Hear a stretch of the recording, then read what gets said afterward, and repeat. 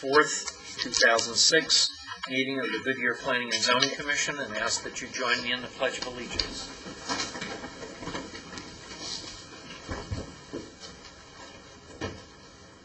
I pledge allegiance to the flag of the United States of America and to the republic for which it stands, one nation, under God, indivisible, with liberty and justice for all.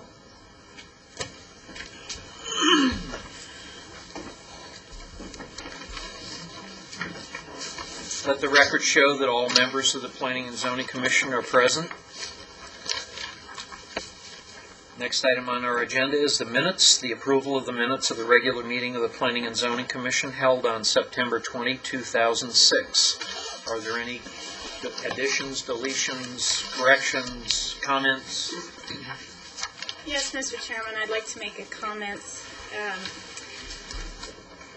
Mr. Gelzer so nicely thanked me for supporting a hog rendering plan in crematorium in the Sonoran Valley, and I wanted to make sure that it was on the record that I was speaking that in jest, and I didn't want the Sonoran Valley to think we would be bringing our dirty laundry out there, so just wanted to make that comment for the record. Thank you.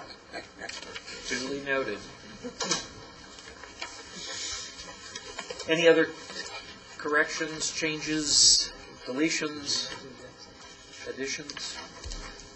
If not, I'll entertain a motion to approve the minutes of the September 20 meeting. So moved, Mr. Chair, to approve September 20 regular meeting of Planning and Zoning Commission. I have a motion. Do I have a second? Second. I have a second for Mr. Lux. Any further discussion? All those in favor say aye. Aye. Aye. Motion carries to approve the minutes.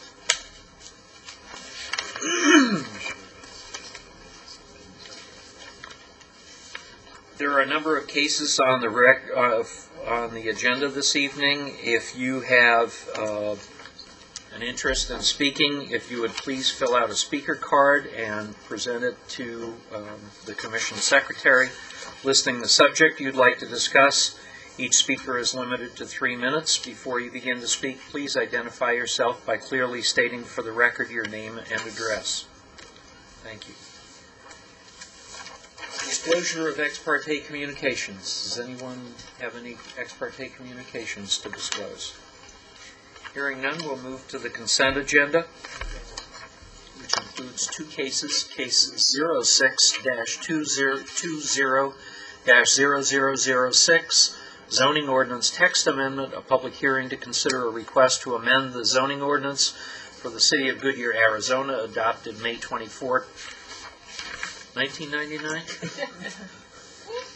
Amending Article 7, the sign regulations to revise and the review procedures for comprehensive sign package submittals. The applicant is the city of Goodyear, and staff recommends that that case be continued to October 18. Second case is case 06-200-00029, Citrus Ridge rezone. Public hearing to consider a request to rezone 80 acres generally located at the southeast corner of Citrus Road and Lower Buckeye Road from the agricultural AU district to the single-family residential R16 district and neighborhood commercial C1. The applicant is Englewood Holdings LLC, and the staff recommends that that public hearing be continued until the November 1st Planning and Zoning Commission meeting. Is there anyone that would like to remove either of those items from the consent agenda for consideration separately? Member of the Commission or a member of the audience? Hearing none, I'll entertain a motion regarding the consent agenda. So moved, Mr. Chair, to approve the consent agenda on item A to October 18, 2000 Planning and Zoning Commission meeting, and B to November 1 Planning Commission meeting. I have a motion. Do I have a second? I'll second. I have a second for Ms. Laura Conlon. Any further discussion? All those in favor of the motion say aye. Aye. Any opposed? Motion carries.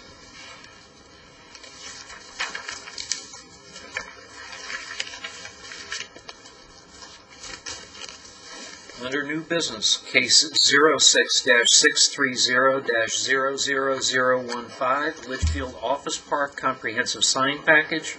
A request for the approval of a comprehensive sign package for the Litchfield Office Park, a professional office development on 2.17 acres, generally located at the southwest corner of Thomas Road and 140th Avenue within Phase 2 of the Palm Valley Planned Area Development PAD District. The applicant is Randy Todd of Core Development Associates. Staff presentation, Mr. Koenig. Thank you, Mr. Chairman and members of the Commission. As just stated, the subject 2.7-acre property is generally located at the southwest corner of Thomas Road and 140th Avenue within Phase 2 of the Palm Valley Planned Area Development District. Located just to the north of the subject property is single-family residential, as well as to the west and to the south. The M&I Bank and the Village Inn Restaurant is located immediately to the east across 140th Avenue. The applicant is requesting approval of a comprehensive sign package for Litchfield Office Park, professional office development consisting of 2 single-story condominium buildings that will provide a total of 18,000 square feet of office space. This comprehensive sign package proposal addresses building-mounted signage, window signage, private delivery, and entrance door signage, as well as 3 freestanding monument signs. 2 of those freestanding monument signs, which are actually project identification signs, will be located at the 140th Avenue entrance, and 1 multi-tenants identification sign will be located at the intersection of Thomas Road and 140th Avenue, and that sign will have 4 tenant panels.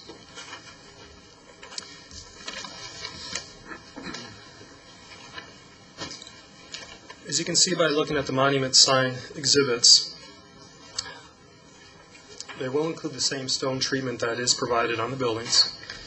The signs will be illuminated with recessed flood lining that will be equipped with shields to prevent light spillage into the adjacent residential neighborhood to the west, north, and south.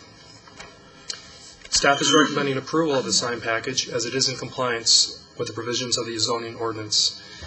And this concludes my presentation. The applicant and staff are available for any questions. Thank you. Questions of staff?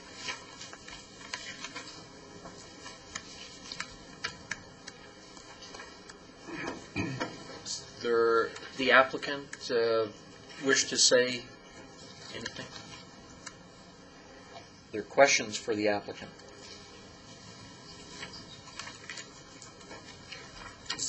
Do you have any desire to speak? Okay. Okay. Understand. No argument. Is there anyone in the audience that would like to speak on this case?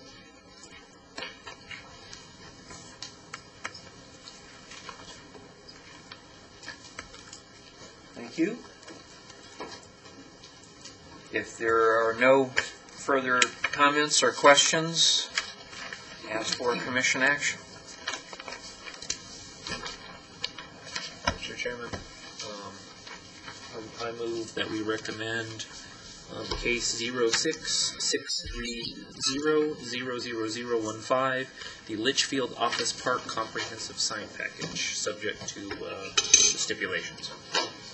I have a motion from Mr. Lux. Do I have a second? Second. I have a second from Mr. DeBroker. Any further discussion on the motion? Okay, I can't let this go. Mr. Gelzer. I just want to say that the temporary real estate sign is one of the better looking signs that we have seen in a comprehensive sign package, and I commend you for it. Thank you. Thank you, Mr. Gelzer. Any further discussion on the motion? I think this is probably a record time. Don't jinx us. No. We're just getting No. started. All those in favor say aye. Aye. Opposed? Yeah, right. Motion carries. Everybody's saving up for later.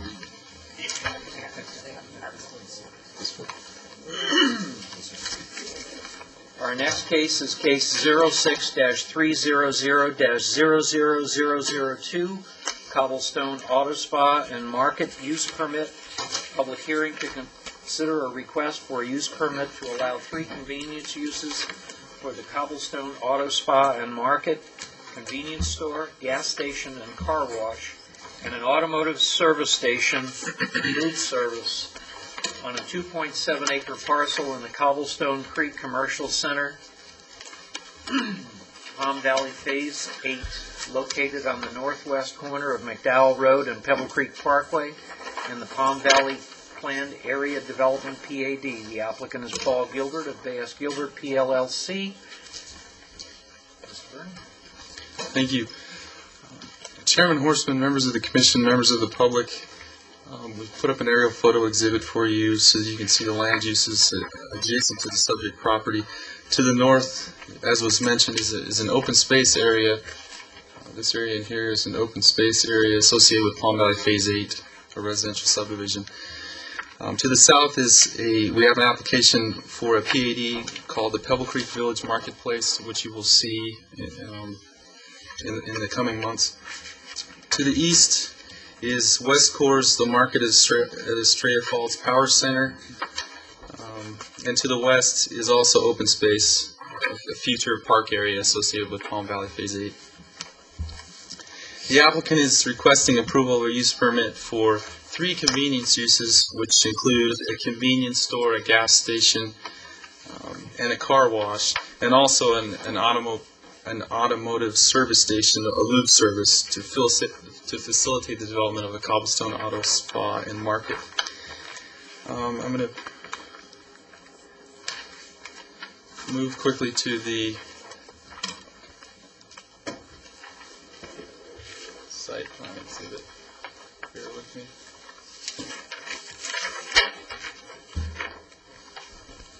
Just to help orient you, Pebble Creek Parkway here, McDowell Road. So north is this way. As you can see on this exhibit, the main building is approximately 10,000 square feet. The main building, as part of that, it's a convenience store, and also there's a car wash tunnel associated with that building. The development will include an entry canopy, which is here, which is approximately 3,000 square feet. There's a finished canopy here, which is approximately 4,800 square feet. There's the lube service building, shown here, approximately 2,300 square feet. The fuel canopy is nearly 5,000 square feet, and it is proposed to contain 8 gas pumps. The convenience store and the fuel station are proposed to operate on a 24-hour basis, and the lube and car wash facility are proposed to operate from 6 a.m. to 8 p.m. And I want to show you exhibits of these buildings that I've just run through really quick. So this is an exhibit showing the main building. So the top is the west elevation, or the formal front of the building. The bottom picture is the north elevation. This exhibit, the top picture is the east elevation, or the elevation which will front onto Pebble Creek Parkway. And then the bottom picture is the south elevation, the elevation that will front onto McDowell Road. Moving on to the lube building, the top exhibit shows the portion of the building that's adjacent to Pebble Creek Parkway.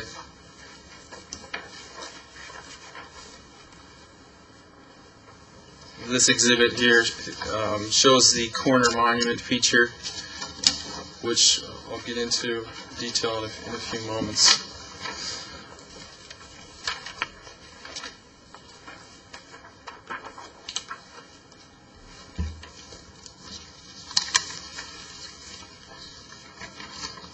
Okay, moving back to the site plan. I wanted to talk briefly about the use permit criteria that's outlined in the zoning ordinance. Essentially, that's where we get the guidance, where we've reviewed the application.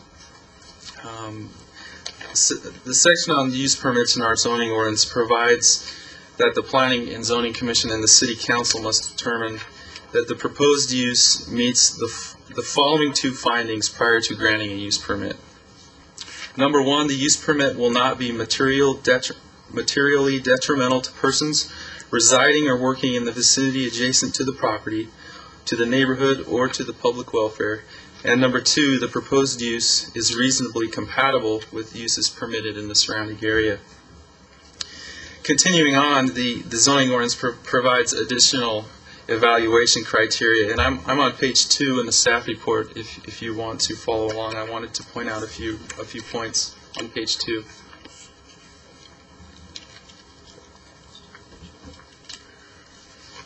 The evaluation criteria for convenience uses is specifically regarding the potential impact on traffic circulation, the neighborhood in general, and their appropriateness for the site. And I wanted to highlight 2 of those. Number 1 states the adequacy of the parcel size and configuration to provide for proper access and internal circulation.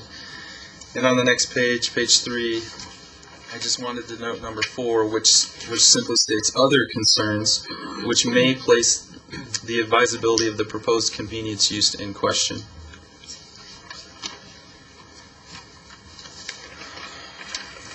Now, in regards to Goodyear's citywide design guidelines, there's a section entitled Special Consideration Commercial, which I've now moved to page 5 in the staff report. There was 3 items I wanted to note for you. There's 3 standards that are outlined in your staff report. Specifically, the design guidelines note in areas developed with a strong street presence, service stations and car washes should be oriented adjacent to the sidewalk, placing any service bay door and car wash openings on the rear of the structure. It also mentions that service and car wash bays should not face the public street. It mentions the site design for projects located at street corners should provide some structural or strong design elements to anchor the corner. Reverse orientation service stations are encouraged.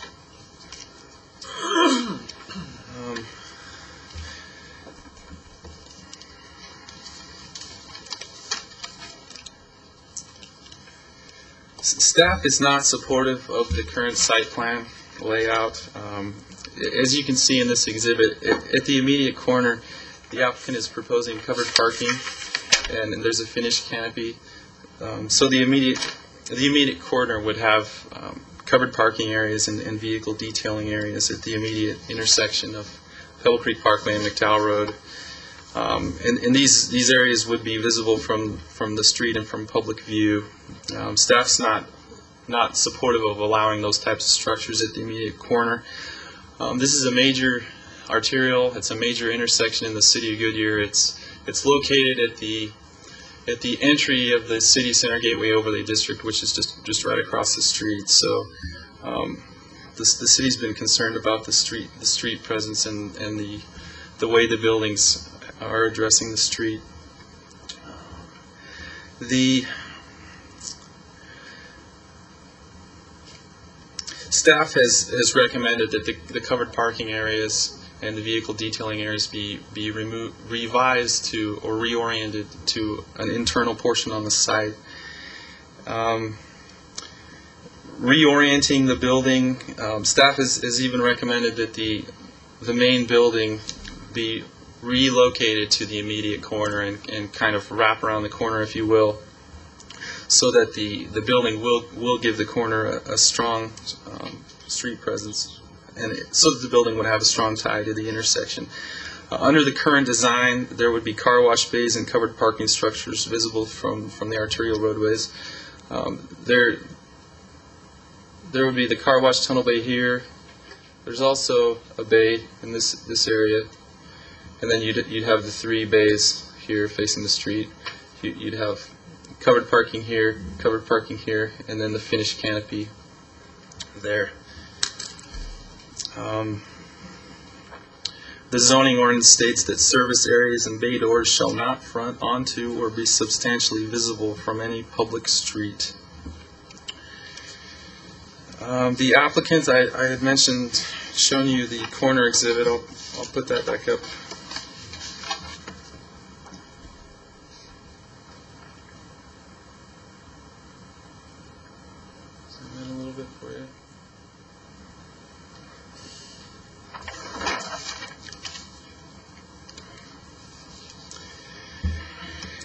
The applicant is proposing a trellis feature, a corner monumentation exhibit feature at the immediate corner, which would provide some seating areas for individuals walking along the street. There is a screen wall that's proposed to be 10 feet tall. It does include a trellis feature that you can see with the vegetation growing on it. The 10-foot high wall it's not desirable or appropriate adjacent to the road, and it's not appropriate along the street.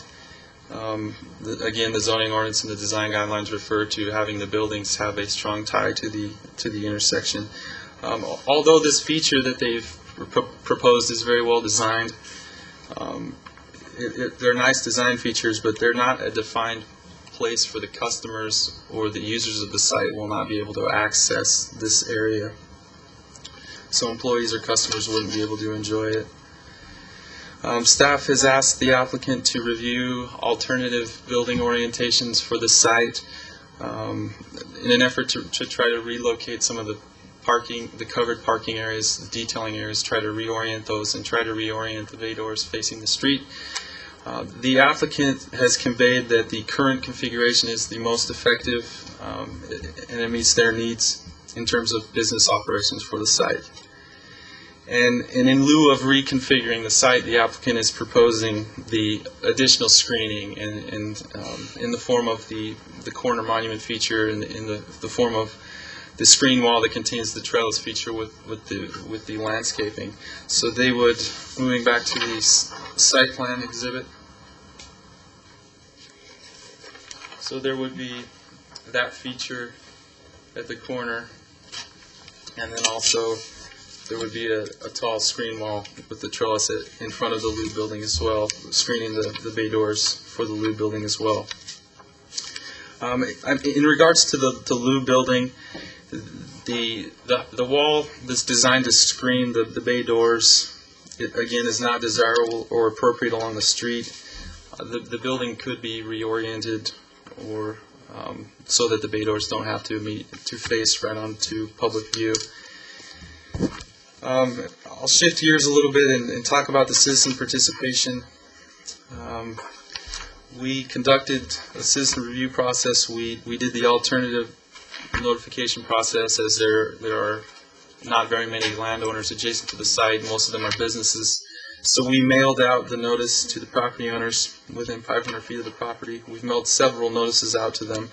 We mailed a notice to the Pebble Creek HOA, and we've been in contact with the Pebble Creek HOA board throughout the process, so that they knew about the application. And the Community Development Department has received a number of comments and inquiries from residents, mainly from the Pebble Creek community, about the proposed application. The concerns that the residents had primarily were with traffic circulation. They were concerned that this type of a use would generate too much traffic and it would negatively impact their developments. We basically conveyed to them that the conceptual site plan was reviewed through the community development and engineering departments, and that we would adhere to Goodyear's adopted policies and design guidelines.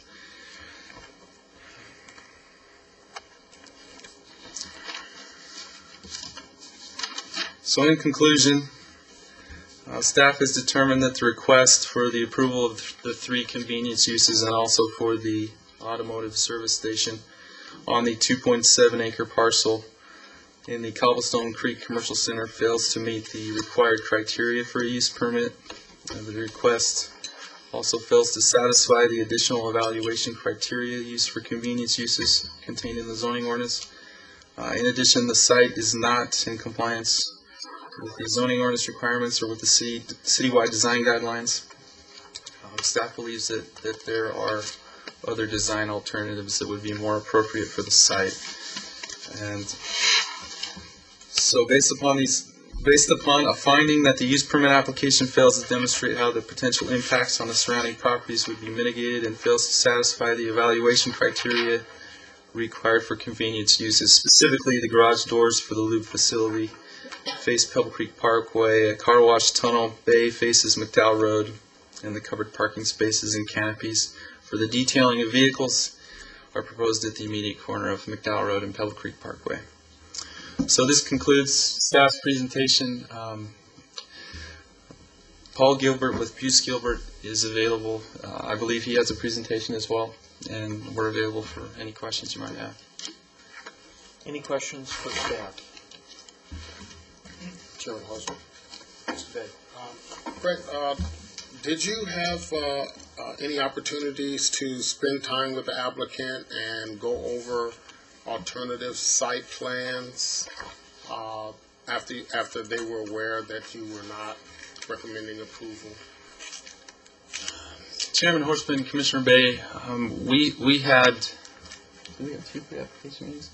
We had two pre-application meetings with the applicant, I want to say about a year ago.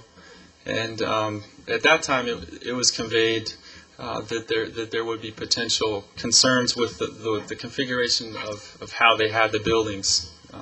And so we immediately conveyed that concern to them. They voiced their concern as to what they needed for the site. They then submitted, we went through 3 comprehensive reviews, and we did convey the concern to them. And when they resubmitted, as I mentioned in the staff report, they wanted to use the screening, the corner monument wall and the screen wall and trellis feature to screen the buildings. They did revise something. When they initially submitted, they didn't have this covered parking area wrapping around the corner. I believe there was a covered parking strip here. So they did tweak this area a little bit. I don't know if the finished canopy was moved at all, but and I would also defer to the applicant to be able to answer that question as well. Other questions of staff? Ms. Larkin? Yes, if they were to reconfigure that, would that allay some of the neighborhood fears that you were talking about earlier? Or is it just the whole use of having all those uses in that little area? Chairman Horstman, Commissioner Lartano, I think we're talking about 2 different things. Most of the neighborhood fears were perceived traffic congestion, and so we had to convey that it would have to be in accordance with the engineering standards, and this site would be able to, the engineering department would be able to make this site work in terms of internal circulation. It wouldn't be a problem. The residents were just told that we would obviously enforce the zoning ordinance and make sure that the development looked nice and was according to Goodyear's design guidelines. So. Other questions or comments for staff? Mr. Gilbert?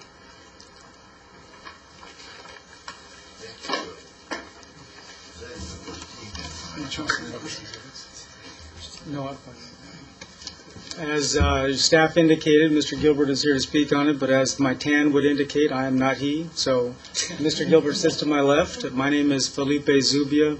Address is 4800 North Scottsdale Road. If I could, actually, I don't typically jump right into the justifications, but if you'll allow me, I'm going to do so at this point, only because those, of course, certainly are the most critical part of our presentation, and in fact are what we are here for today is to contemplate our compliance with the justifications. We're not talking about use, we're not talking about zoning, but if in fact we've met those justifications. So if I may, Chairman, I'm going to approach your dais there and pass out some handouts pertaining to our justifications, if I could.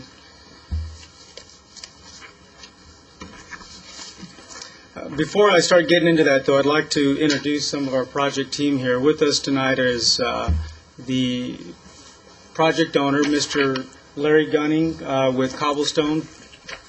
Also with Cobblestone is Tuck Benton and Mike Cahill. And the project architect here this evening is Mr. Jesse Macias. So we have the whole gang here to answer any questions you might have, and hopefully we can do that for you tonight. Again, going to the justifications, I think you'll find and I won't kind of go in excruciating detail here, but we have 4 pages, of responses on how we meet the justifications. And if you look closely at your justification, specifically section 4.1 or 4-1-1, the review criteria, impact on the circulation system of the adjacent neighborhood. We are adjacent to 2 major arterials and therefore are sufficiently served by the transportation system. Excessive noise or light generated from within the site. Again, we are on 2 major arterials where these type of uses are shown to exist and succeed throughout the valley. In that regard, we are also over 600 feet from any residential property. In fact, if I could see a show of hands if there's any residents here to speak either for or against the project. And I guess that would illustrate our point as well, is that we don't see that there's a neighborhood impact. We ourselves have not fielded one neighborhood complaint, one neighborhood inquiry, and so we, of course, are concerned if there are inquiries. We would like copies of any sort of documentation on that if we could. Moving on down the criteria here again, excessive scale or height. We are all 1 story in height, and all of our buildings and uses on their site are sufficiently screened. If there's a desire by the commission to have alternative screening, lower screening, landscape berms, whatever we can do, we are certainly amenable to that. Hours of operation, as we've indicated in our application, the car wash facility will be open 6 to 8, so there will not be any traffic generated really from dusk to dawn from that use. Our fuel station will be open 24 hours, but if I can throw up that site plan, one of the things that we think that we've done, which is very nice on this site, can you throw up that site plan? I thought I had it handy here. Which is, if you look, our fuel canopy is placed to the rear of the building. In fact, it won't be visible from Pebble Creek, which is the major arterial that most of the traffic uses. On McDowell Road, it will also be significantly shielded and set back, so it won't be viewed by the oncoming traffic. So again, the use is 24 hours, but yet the use is going to be even less impactful than any others that have been recently approved here in the city. In fact, we would direct your attention a little further south if we hear that it doesn't meet the design criteria, but I challenge again staff and commission to show how we are more impactful than the recently approved Safeway canopy about a mile south of us, or the Superstar Car Wash and QT on Dysart Road just south of I-10. So when juxtaposed against similar uses, we are far less impactful, much more of a high-quality architectural design, and meet every single one of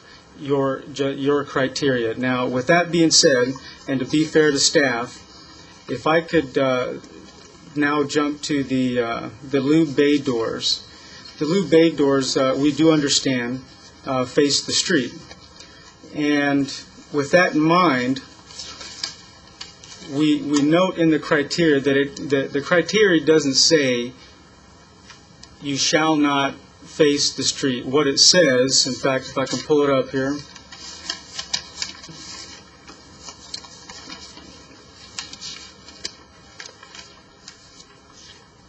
the lube service bay doors of the lube facility, sorry, I actually was reading off the wrong. Let me at least just paraphrase, is that the lube bay door facilities are suggested to not face the arterial streets when in fact it can be avoided. But actually what we would submit is that by reorienting the bay doors as staff would suggest would be much more impactful than the way that we have oriented them. The way we have oriented them today is to face perpendicular to Pebble Creek Parkway. Those bay doors are then screened by way of landscaping, view fencing, and solid masonry block with stone accent screening. What that essentially does is makes those bay doors virtually invisible. By reorienting them, what you're saying is that if you see these architectural elements here on the side of the building, those two then become bay doors. So what we're saying is that if we reorient the site, it is much more acceptable to drive down the street and look into a bay door versus drive past it and not see it unless you turn your head 90-degree angle and look at it and then follow on down the street. So again, we submit that our design meets the intent. Can I stop you right there? Yes, sir. I'm not sure that the staff is actually requesting that you pivot that building 90 degrees. I think they're telling you to move it. Okay. Good point, and I will get to that. In fact, since you have kind of given me the segue, I'll go there. Going back to the site plan again, what we believe is let me back up here. The site itself is 2.87 acres, which is a very large, generous site to place these uses. In fact, we've done several of them throughout the valley that are very successful. We have also won design awards in the city of Chandler, and if anybody's familiar with the city of Chandler, they're no slouch on design review. They are very difficult. They're very tough. In fact, our architect, Mr. Jesse Macias, can speak a little bit more to that. But we have actually been successful in other parts of the valley, and I'll show you some other sites a little later here in the presentation. Sticking to this site, however, reorienting or redesigning the site, we believe, would be just a total disaster and would create the exact problems that staff wants to avoid, which are queuing problems, circulation problems, and overflow into the commercial center. As it currently stands, are both in here along with the home addresses. is that for me or? Okay, well, I'll continue then. As you can see here, the site is oriented in a circular fashion where someone coming in and receiving service, whether it be for just a car wash or a lube and car wash, would be able to come into the site on the northern end of our project, whether they're coming in for a lube job or coming in for just a wash. They would enter in the northern part of the parcel, then proceed down the car wash tunnel, out the car wash tunnel into the finished canopy. As you can see, we've kind of put a little bit of a few vehicles in there to show how this stacking would work. By reorienting the site, what you'll find is that you want this over here, then this gets pushed out over here. You're going to end up having all these cars stacked up next to the fuel canopy. And during the busiest times of the day, lunchtime on a Saturday, when people want to get their car washed and they're stopping by to get gas, you're creating the exact same problem that we hear time and again on other facilities here in the city of Goodyear. We believe that would be a poor design and a disaster for this site. In that regard, Chairman, that is our position on that question. Any other questions on that in that regard? Okay. If I could, then, I'm going to go ahead and jump to some of the other facilities that we have throughout the valley. In fact, I believe this was also put in your packet by way of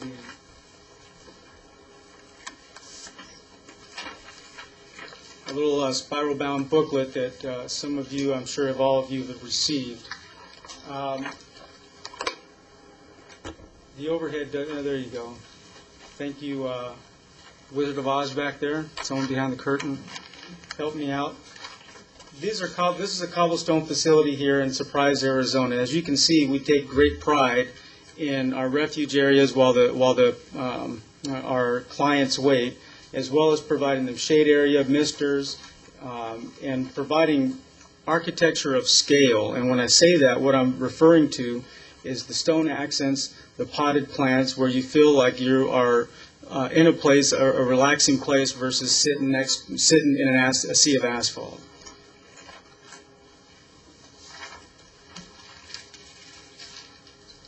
Again, what I'd like to point out here, and again, remember our gas canopy, which I'll pull up an elevation of, is actually upgraded from what you see here. We're going to be providing stone accents as well as the bracing on the top. But what you see here is that we're providing greenery to break up all of the pavement, all of the concrete. This illustrates the same. Again, architecture that's in scale. We have covered archways, articulated facades, as well as alternating roof elements. And then this here actually is what I really want to talk about as far as orienting the site and trying to put things in different positions. what we have, what you see here is a gas canopy, and then you see the over here, the car wash finishing canopy. This, as you can see, I don't want to count up the cars, but you can see that this is in a good time of the day when we're having a good traffic flow, and I don't see any backup. I don't see anybody ready to run into each other. And I understand this is just kind of a point in time, but I think the point's illustrated that our clients have been in the business for a number of years. They know what traffic flow is, and they know how to design a site. And I think what we have here is an applicant who's not only meant the intent of the zoning ordinance, but has actually gone far and above with regard to site design as well as architectural design. And again, these are all part of your packets. And again, what I'd like to illustrate, as far as, again, not to beat the dead horse, but as far as orientation is concerned, we have screened this facility much better on this site. Sorry. We have screened the lube facility much better on this site. It still has some of the same stone accents. But again, reorienting the site, reorienting this building in particular, would mean face it in onto oncoming traffic on Pebble Creek Parkway.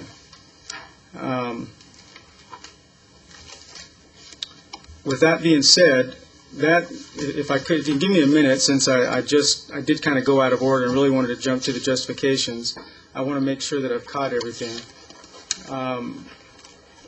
Well, I didn't, and there is actually one important part of this presentation that I don't want to forget, and that has to do with other similar facilities throughout the valley, other car washes, and again, we noted that staff mentioned that this is within the northern edge of the city center, and we respect that. We believe that what we're proposing here is completely in tune with that, particularly when you consider Westcor across the street and the type of intensity that's on that parcel. But what I'd like to do is point out some other cores throughout the valley and similar usage of land, particularly with the car washes.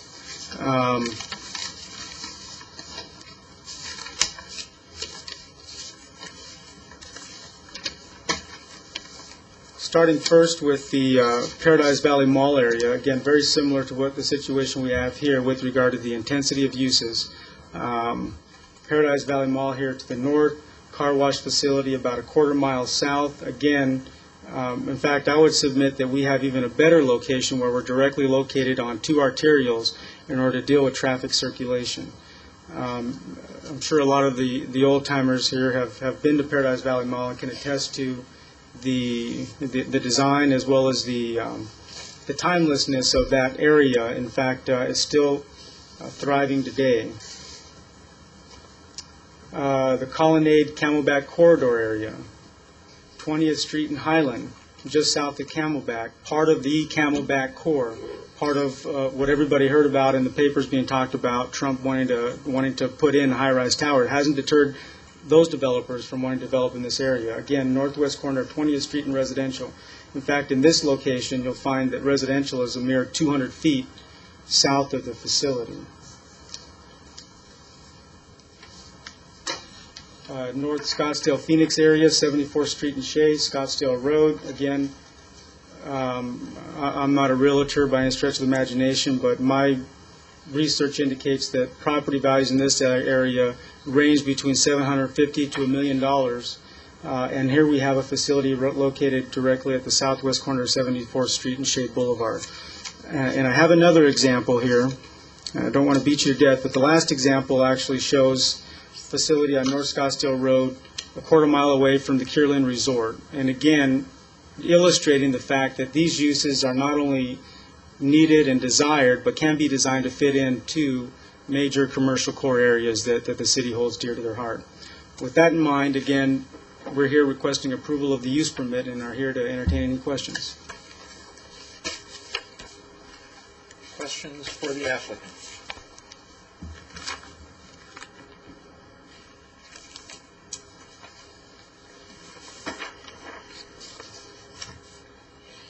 I have one question.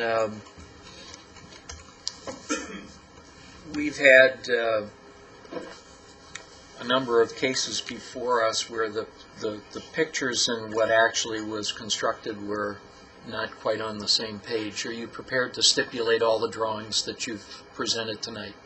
100%.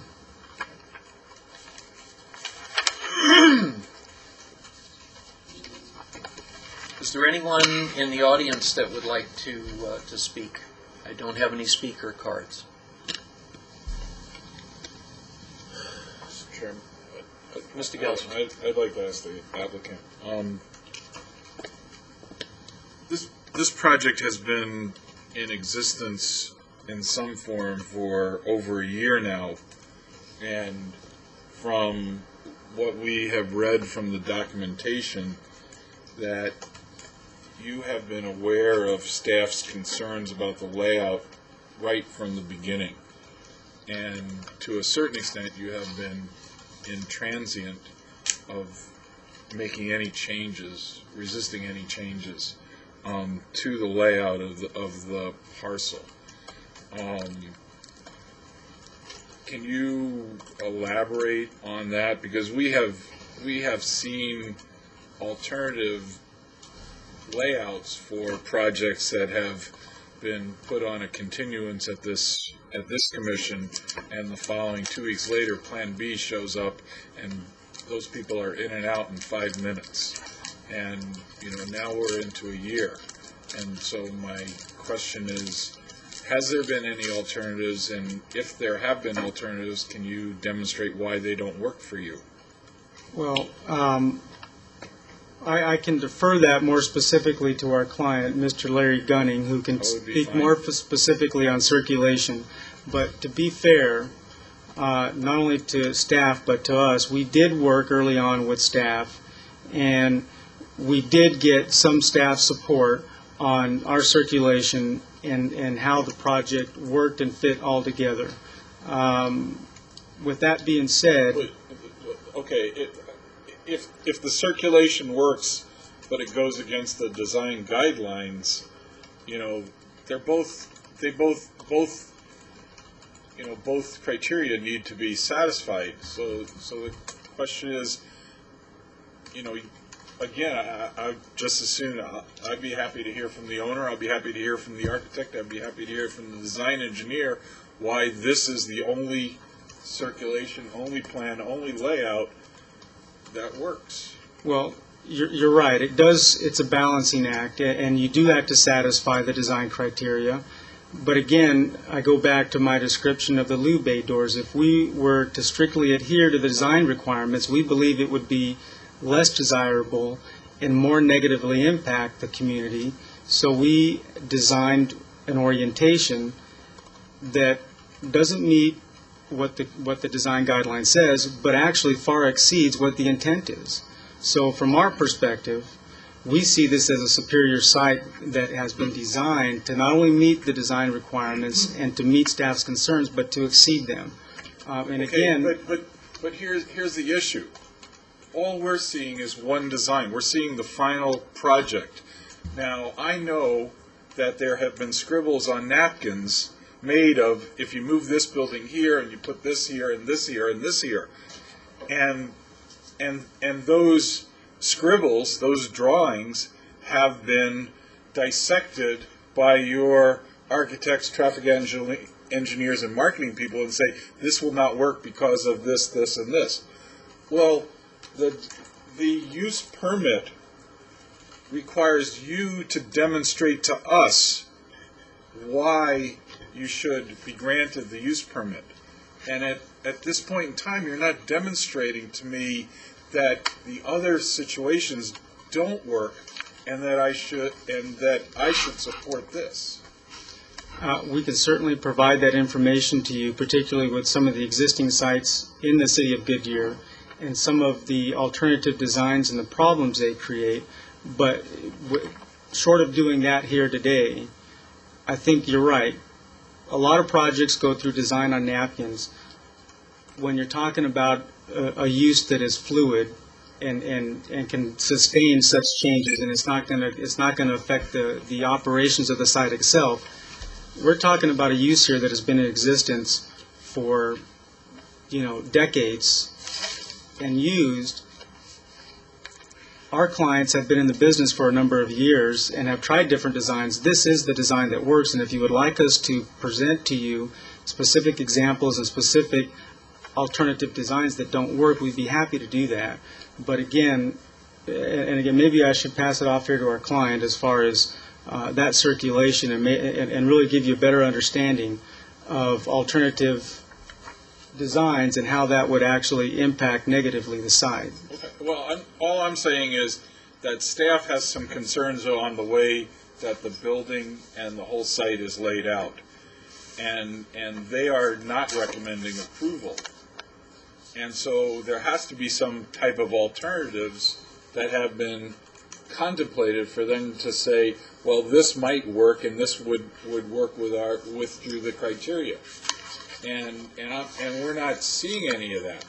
Well, so the question comes down to is you as the applicant have not really demonstrated, you have not demonstrated that your convenience use does not detrimentally affect the site or the neighboring area. Well, from our perspective, we believe that we have provided that justification. In fact, in that paperwork that I provided you, we believe we provided that justification. And I don't mean to be frank, but in that respect, we have met all of the justifications. We have not actually had design suggestions from staff, other than, say, move the building. Staff doesn't have, and trust me, I've been on the municipal side. I come from the municipal planning arena.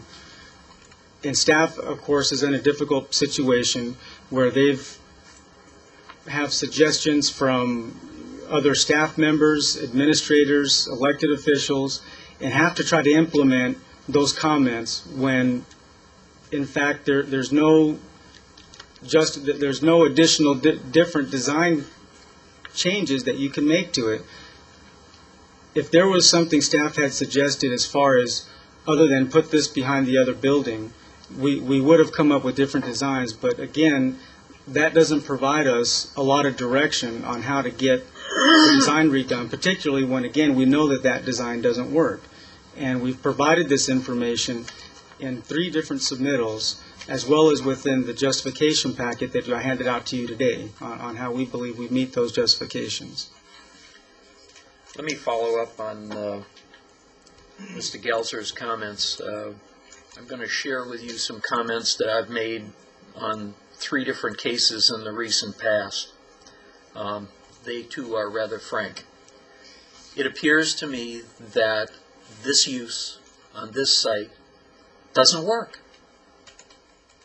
Find another site that it does work, meets the design criteria. Because I don't think you're going to find the support for the use permit because it doesn't work. It's not what we envisioned to be in the first view coming off the freeway of the Goodyear Commercial Regional Mall. A car wash is not the first thing. Second of all, I'd like to observe that the pictures that you've portrayed are very nice of the cobblestone projects. However, if you draw back and look at the Surprise facility and some of the others that I've seen, they don't look at all like the drawings that you've given us, the ground perspective. That was the reason for my question about stipulating the drawings, because, excuse me, the elevations, because quite frankly, I haven't seen anything that looked like that had cobblestone on it before. Now, I haven't been to Chandler, but I have been to Scottsdale. I have been to the Camelback, by the Camelback stores. They don't look like anything that you gave us today. The bottom line is that the design criteria are not met. You've tried to work the site, and in the end, the best operational schema doesn't meet the design criteria. I think that's been conveyed by staff. I suspect that we're going to support the staff recommendation to not recommend approval to the City Council. I can tell you from my own discussions with members of the city council, not about this specific project, but this type of project and their vision for that area, including the regional mall. And I'm not sure that it includes a car wash on the Monument Corner. So I'm not sure that you're necessarily going to have a very productive pursuit of this project as it goes forward. We've had one project where the applicant was told, no, you can either take no or you can continue.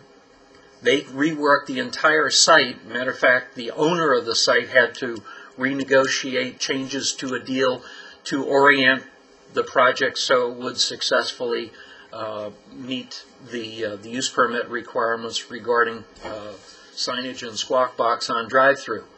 They too wanted to provide screening, which is probably not appropriate to a corner, especially that corner. The message was clear when the city council followed that up with another case that we recommended denial, and they denied that too. And it was all about screening and the orientation of on the site. They're certainly being very discerning about the projects and whether they meet the design criteria and the conditions for the use permit. And I'm sure that you'll argue that you've met them all as best you can. When you have to qualify it with as best you can, it tells me that you know it doesn't meet the criteria, and that's going to be the basis for my voting not to approve the request for the use permits. Other members of the commission? Questions of the applicant? Mr. Lux. Well, I just have a quick comment. The drawings do look very nice. The project looks nice. It looks great. But, you know, I think I'm going to have to agree with the other members that have spoken that have suggested that perhaps this is just not the best site. I think I would agree with your assertion that you have laid out the site as best, you know, in the most efficient manner possible. And if a car wash, and if this facility were to go here, I have no doubt it would be successful. I have no doubt it would be a great enterprise. But the fact of the matter is, you know, I don't believe it meets the design guidelines, and so it may not be appropriate for this particular location. One thing I'd also like to point out is some of the other aerial photos that you've shown are, I would almost call them apples and oranges, because whereas a couple of them are on intersections, they're not on intersections of two major arterial streets specific to you know, an entryway to a city such as ours, and so, you know, I just don't think that this site is appropriate, and I'll just leave it there. Any other questions or comments? Ms. Laura Hahn. I'll just make a quick comment. Same thing. I looked at when you were showing the drawings and everything. I'm very familiar with 20th Street, Camelback, that area, the housing right directly across from the car wash there in the colonnade. It's not the nicest housing in the world. Be realistic. Compare that to the housing that is going up in Pebble Creek. I think what the other commissioner was saying, we've got apples and oranges there. I think the front of your building design, at least what we've been shown, is much nicer, and it just gives too much of an industrial feel what you have facing the gateway. So I think I agree. If you can't fit it here, just find another place that you could fit it, and it might work better somewhere else, more interior then. So, If I could, just in closing comments, respond to a few of the comments. We believe that this fits on the site. In fact, it is clearly illustrated. And if you've taken my comments to say the best we can, that does not mean substandard. In fact, I've said time and again that we far exceed the design requirements and the intent of the design requirements. What I'm asking you here today is to take that into consideration and to look at the site objectively versus looking at the site with the proposed use. And I guess if we were to take off gas, if we were to take off lube and oil, we still have the same issue as you would contend, Mr. Horstman, because you don't want a car wash in this location. However, as we contemplate this use, again, I want to remind you, we're not talking about use, we're not talking about zoning, we're talking about the use permit and the justifications, and we far exceed those justifications, and we believe that this project here merits approval. With regard to the location, Pebble Creek is a very nice community and one of the most expensive neighborhoods to live here in the West Valley. This site here alone far exceeds Pebble Creek in value, and the Kierland area on Scottsdale Road, and I have the picture here if anybody wants to see it, Scottsdale Road far exceeds the value of Pebble Creek. No disrespect in that regard, but I think everybody would agree. That is right on Scottsdale Road, a major arterial, a major entryway. So again, these uses do fit on this site and have met the justifications. Chairman Horstman, just a comment. Not that I'm trying to be like I'm trying to pull away from the commission itself, but it seems to me as though what we're talking about here is really a use permit, and whether or not this site complies with the uses. One of the stipulations that was provided by staff, should the commission decide to approve, was that we note that this is purely just for a use permit and does not constitute approval of the site plan. And from my perspective, it would appear that site plans would have to be worked out with staff, and of course they could not get their site approved if staff didn't agree with the configuration. So it's almost apples and oranges to me. Here we're talking about is it a fair and equitable use for the site, which I believe that it is. In fact, it would fly through the commission if the configuration of the facility was in agreement and approved by staff. However, since it is not, we're really talking about the site in terms of configuration and not in terms of use.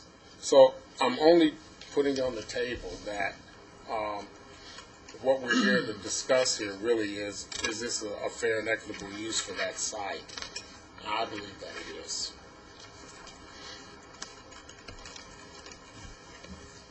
Is there anyone else that wants to address the commission? Yes, sir. Please. Chairman Horstman, members of the commission, my name is Mike Cahill, 14269 North 87th Street, Scottsdale. I'm one of the principals of Coliseau Auto Spa with my partner Larry Gunning. With respect to your questions of site layout, we've been in this business for 10 years. Our first location is at Hayden and Frank Lloyd Wright in Scottsdale, probably one of the busier intersections in the valley. We back up, we did reverse as the city requested. It's substantially what our current proposed site plan is to the city of Goodyear, with one exception. We have put the lube bay outside of the car wash entrance for customer safety.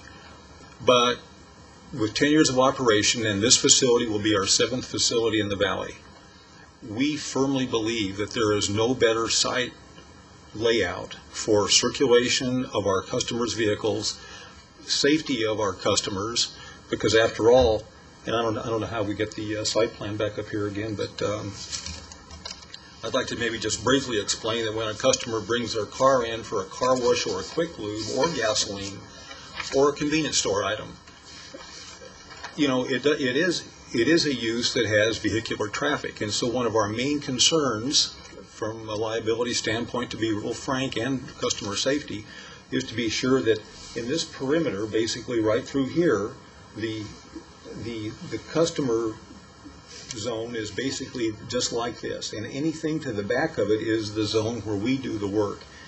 So, to move the finished canopy around or put the lube bay someplace else is going to do nothing more than provide conflict points between customers either accessing their vehicle or getting out of the car with other people coming in for gas or convenience items or whatever it may be.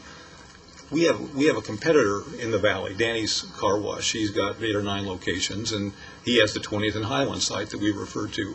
For his lube, you have to drive into the lube bay and then back the car back out into where customers can be parked or walking. We don't see that as being a safe issue. So everything that we do with the vehicle from this point back is under our control. Now, we understand that the city would prefer to have some kind of an access point from the corner into our site so that employees and customers could access the, I think, fairly nice feature that we've presented on the corner. But once again, from a purely safe standpoint, we don't feel that that's the right thing to do. We'd rather have the access point be up here where, we're taking care of our customers. So, I'll be happy to answer any questions on layout, but for the fact that we've been working on this for a year, we will do whatever we can do. And, boy, the city of Chandler is not an easy city to get through, but we did it. With the help of Mr. Red Bull, we got through the city of Chandler. But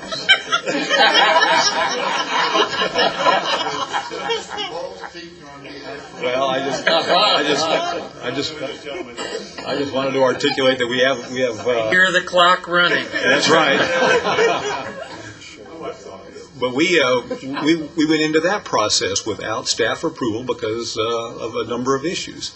But we did prevail finally because I think we were able to explain that in our business, we will do almost anything we can from an architectural standpoint to please the city, which we did in Chandler, and we won their award in 2004 for retail use, which I thought was just outstanding, and congratulations to Jesse, our architect. We'll do what we can. I mean, we will absolutely do what we can. But a year down the road, here we are with our same circulation because it works the best. You have to believe us on that. It absolutely works the best from a customer standpoint. I don't think we're disagreeing with you on the circulation or any of the principles involved, that this is the best layout for this particular operation. I think the point we're making is that there are issues regarding the design guidelines, and they were specifically drawn this way because we knew what we did and didn't want on these major corners. 2 arterials, service bays facing the street. We don't want a lot of screening because you need to have some depth to see into the site. We've already turned down a number of requests that were heavily driven by screening on Estrella Parkway, primarily because they didn't meet the overlay requirements. Now, this isn't part of the overlay district, but it is part of the area of influence for the entry to the gateway of what's going to be the heart of the commercial area for the city of Goodyear, for the regional mall. And there's reasons why we drew the requirements as they are. Some of the situations that were cited earlier are things that had by right prior to the design guidelines being enforceable. And the bottom line for this is that I don't argue with your expertise and your business model at all. What I'm suggesting is that if it's not working to go along with our requirements and your requirements, maybe the site is wrong. And we've had several applications in the recent past where that's exactly what people were trying to put something into a site that just wasn't going to work. No matter how many times you turned the buildings around, no matter how many pieces you moved around on the site, it wasn't going to work and still meet the design guidelines and other requirements for the city. Yours, I'm not having any question about engineering in terms of traffic circulation, but these also had issues with traffic circulation. It's unfortunate that we've gone this far before realizing that, hey guys, this isn't going to work. I can tell you that if you were to proceed, regardless of our action tonight, whether we recommend denial or whether we recommend for you, that you probably need to make some very intense review of this site and this package before you go to City Council, or you're going to be disappointed there. Well, I respect that. And again, not to And that goes back to Gary's Plan B. Well, sure. And again, if there was a Plan B that we could work with, we would be more than happy to go through with staff and get the napkin out and go through any redo of our site plan and show you why we don't think it works. To me, however... Really, that's not the point. The point is there another arrangement that does work for both the city and for you? Well, and that's if there's not, then guess what? I come back to my point, wrong site. Well, there may not be that. However, we've got a 13-acre site, roughly, plus or minus here, that's kind of carved, with the Suncor, kind of a remnant from their master plan. We can't do what Westcor is going to do across the street. It's just impossible to do with this small site what's going to happen across the street with Westcor's power center. We own the corner. There's going to be something on the corner, and it's on a 2.5-acre site, or almost 3 acres.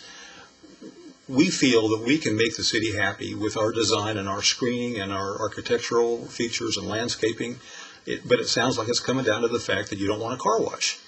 Now, we are an atypical car wash. We have by far, and if you could see our Chandler site, I guess you might say, and we really do feel that we stand head and shoulders above the rest of the car wash industry. But this is a fairly small site that's going to have some individual uses, and it's not going to be a power center, and it's got some challenges. And we think with, keeping that in mind, that we are an excellent alternative for this challenging little corner, albeit it's a gateway to the city. We understand that. Okay. Be happy to answer any questions. Any further questions or comments? Thank you. Thank you. Anyone else in the audience would like to speak? Okay. Thank you. We have before us a request for 3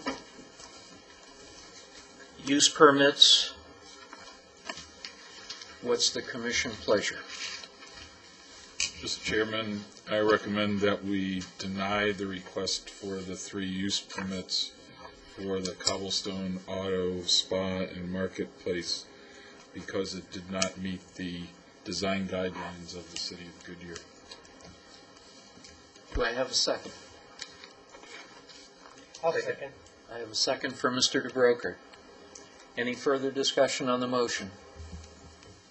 All those in favor say aye. Aye. Opposed? Aye. The commissioners voted aye. Mr. Bay, nay. Motion carries. Thank you.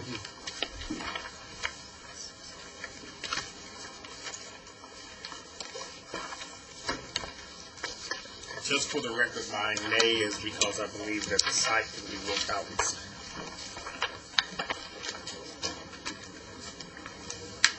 Case 06-350-00005, Wireless Communication Facility. Public hearing to consider a request for the special use permit for a wireless communication facility on approximately 0.01 acres, generally located at the northwest corner of McDowell and Dysart Roads. The applicant is Mike Gallagher of WFI Inc. Mr. Travisoli. Thank you, Mr. Chairman, members of the commission. As you can see in your agendas, the next 2 items are regarding 2 special use permit requests for a wireless communication facility, beginning with this one right here. As you mentioned, Sprint, or I should say Sprint together with Nextel, is proposing a 45-foot monopalm, and I'm hoping everybody has heard that term before, for an area about 800 a little over 800 feet west of Dysart Road and north of McDowell. I'm sure many of you are familiar with this area. I'll just point out a couple things directly to the west, or I should say directly to the east. Although on this aerial you see it shown as vacant, that is the current location of the Desert Schools Federal Credit Union. At the parcel to the west is a location for a golf, I believe, golf cart maintenance facility. To the north, of course, is the golf course within Palm Valley Phase 1. And incidentally, this, I should have prefaced by saying that this is within Palm Valley Phase 1. Of course, directly across the street is Palm Valley Cornerstone Lowe's and all the other businesses associated with the shopping center. Incidentally, west of Dysart Road is within Avondale's jurisdiction. Although within the scope of this map, you may not be able to clearly see the exact location of the proposed monopole site, it is located within the parking lot for the Arizona Storage Solutions facility. It's a self-storage facility, and the applicant is proposing a monopalm to be located within a landscape island directly in front of the Arizona Storage Solutions building. At this point, I will refer to the site plan that the applicant has provided. And this is page.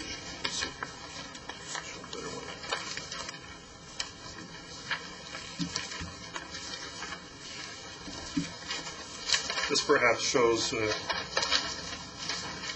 little more detail of the parking lot.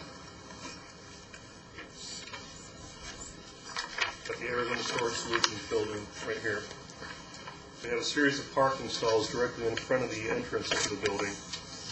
And the applicant is proposing that the 45-foot monopalm be located right at this landscape island beside the ADA parking stall. With this proposal, the only footprint that would be added to this parcel is the base of the monopalm, which is probably only a couple feet. As many of you know, there usually with proposals such as these, there is some equipment storage associated with it. The applicant, or I should say Arizona Storage Solutions, has agreed to lease to the applicant to Sprint a couple of units to store their equipment. So in this case, there would be no equipment shelter necessary.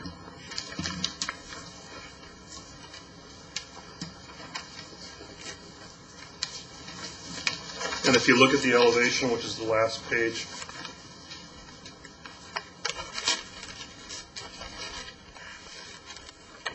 you have a pretty good picture of how that monopalm would appear in front of the building. And incidentally, at the base of the monopalm, they would be installing a 7-foot wrought iron fence around the base of the monopalm with a gate to access it if needed.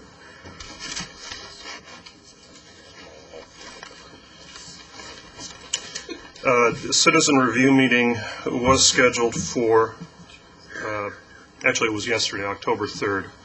Notification letters were sent out at least 2 weeks in advance.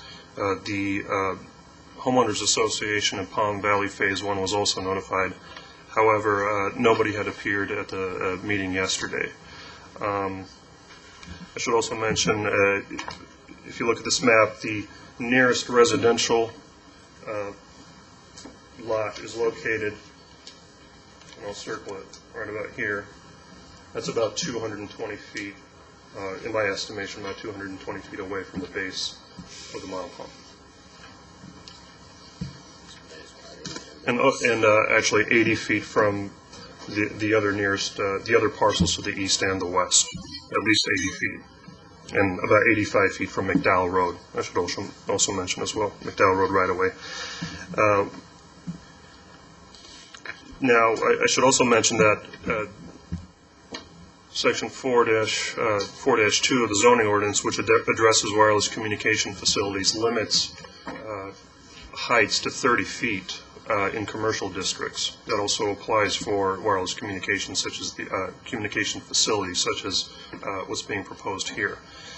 With this special use permit request, staff is also recommending a waiver from that height limitation in order to allow better coverage for the citizens within Palm Valley and parts of Avondale who are customers with Sprint. So we're recommending approval based on the 6 stipulations that you see on the first page there. They are boilerplate stipulations.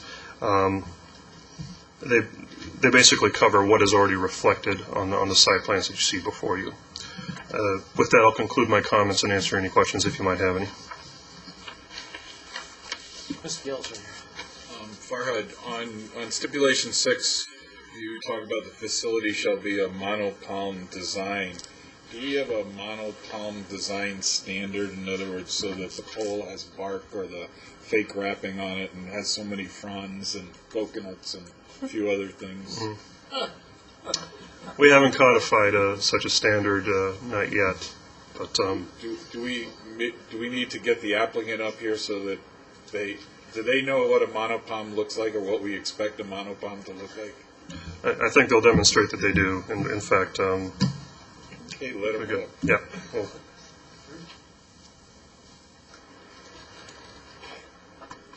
my name's Mike Gallagher with WFI. And what was it, a description of the monopalm you were looking for? We just want to make sure that you're going to build, the beautiful pole with bark on it and palm fronds and everything else, and do you have a standard monopalm design, or is this a custom one, or do you have to go out and figure out what we're going to actually do? Because we've seen other presentations on monopalms, and we're having another one right after this that we're going to have monopalm row over at at a certain place, if assuming we approve it, and we just want to make sure that the palms that we're approving all look, benefit the city of Goodyear. They are designed to look very real. The bark is actually kind of molded out of polyurethane, and they use bark of real palm trees to create this fake bark, and that bark goes all the way up to the top, and then from there you have basically a fiberglass core shaft with the fronds are plastic, molded plastic, attached with epoxy resin, but the plastic is designed to have a flex in it to make so when the wind blows, it would even get to that point of realism with the wind blowing, because otherwise it would look funny if it was the only palm tree that wasn't moving in the wind. So they've really gone to great extents, and it's a specialized company that makes these. I believe every one of them they make is the same as far as the bark and the palm fronds. I don't think they changed their design site specifically. Okay, thank you. Mm-hmm. Farhad, I have a question. On page Z73 of the site elevation, I beg your pardon, which page? Z3. G3. Yeah. Do we know the height? We know the height to the roof line, but do we know the height to the architectural screening behind it? Chairman Horstman, at one point I took a full-size copy and I pulled out my trusty engineering scale and measured at about 31 feet from the base of the building to the very top of the parapet. Okay, so we've got about 14 feet above the roof. Correct. Above that point. Okay. Thank you. Mr. Bay. Just a question. I don't know if you, Farhad, or the applicant needs to answer this. I noticed there's a 7-foot wrought iron fence around this, which in front of this facility probably would look a little conspicuous. I was wondering, is there a requirement for it to be 7 feet? Why is it a 7-foot wrought iron fence? Mr. Chairman, Commissioner Bay, as far as whether or not it'd be a requirement, I can defer that to the applicant.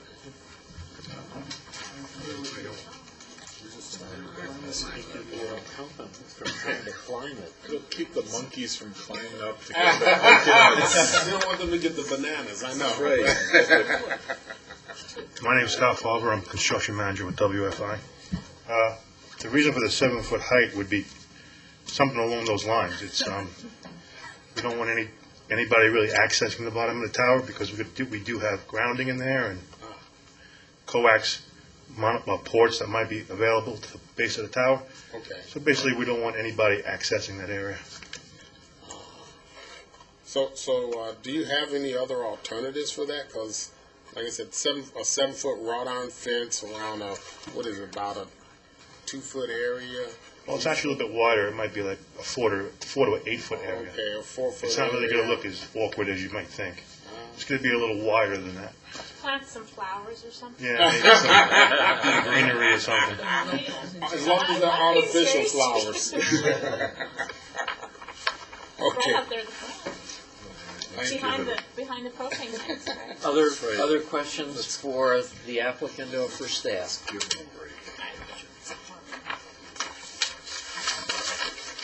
Thank you, gentlemen. Is there anyone else in the audience that would like to speak?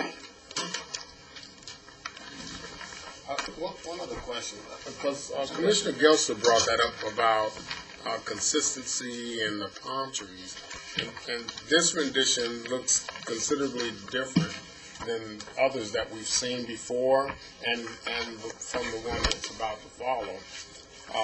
I just wonder, do you have any options for those particular palm trees? Because this one sort of looks like a pineapple on a pole. So I was wondering if you had any other. I like it. You like a pineapple on the pole? Yeah. Okay. Do you guys have any other alternatives? Over in Kelly Creek. I like this one. Stop busting my chops. Do you have an actual photograph rather than the drawing? Because this is remarkably similar to the drawing that we saw on the one that's over in the Pebble Creek parking RV parking area, but that one doesn't look like this. It looks like a chimney brush. It sounds like they all seem to contract with the same company. As far as I know, there's just a That's where I saw the bird land, in the birds. Hey, you face that bird. Okay. I'm sorry, what as far as I know, there's just a few companies that actually make these, and Chameleon Engineering is one that we were planning on using. And I know that, I don't know if you're familiar with their sites, if the other monopalms that have been approved have used Chameleon or not. That'd be one way to determine the standard. Okay. Because this looks better than the one over in Pebble Creek. At least the drawing. Brought a copy of that approved site plan with me if you want to take another look at it. See, that looks better. I think it's just because the palm fronds are darker that, Well, they also from a central point, they go up like this and then down like this. They don't look terribly natural. we're belaboring this. I'm just saying that this picture doesn't look like that at all. I just want to know what we're getting, that's all. Let's approve this. I guess these Okay. people on their way. All right. We beat this to death. Anything further? No, sir. No one to speak. Close the public hearing and ask for commission action. Mr. Chair, a motion to recommend approval of case 06-350-00005, special use permit to allow 45-foot Sprint wireless communication facility, monopalm at Arizona Storage Solutions, and additional information is included with the 6 stipulation. I'll Thank you. second that. We have a motion, we have a second from Mr. Gelser. Any further discussion? All those in favor say aye. Aye. Opposed?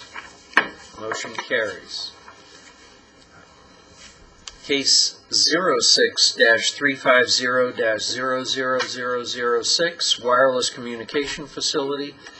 Public hearing to consider a request for a special use permit for a wireless communication facility monopom on approximately 0.01 acres, generally located 130 feet south of Indian School Road and approximately 610 feet west of Saraville Avenue. The applicant is Paula Day of Plancom Incorporated. Thanks again, Mr. Chairman, Commissioners. Again, as you know, the site is familiar to every one of you. As you mentioned, the site plan that I've provided you shows the, in fact, I think we can do without the aerial. I'll just go straight to the site plan.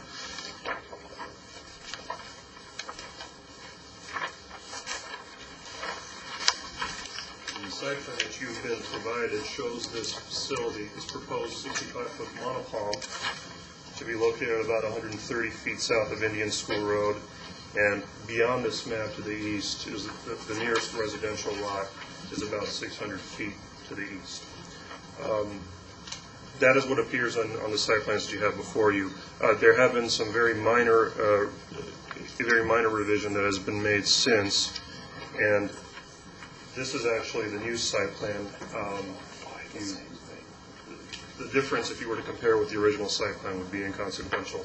What they actually did was they moved the original proposed site about 20 feet further to the south, to the southeast, I should say, or southwest, I beg your pardon. In so doing that, the new site location would be located even further away from the nearest residential area as well as Indian School Road. However, it would be located about 20 feet closer to the existing T-Mobile site.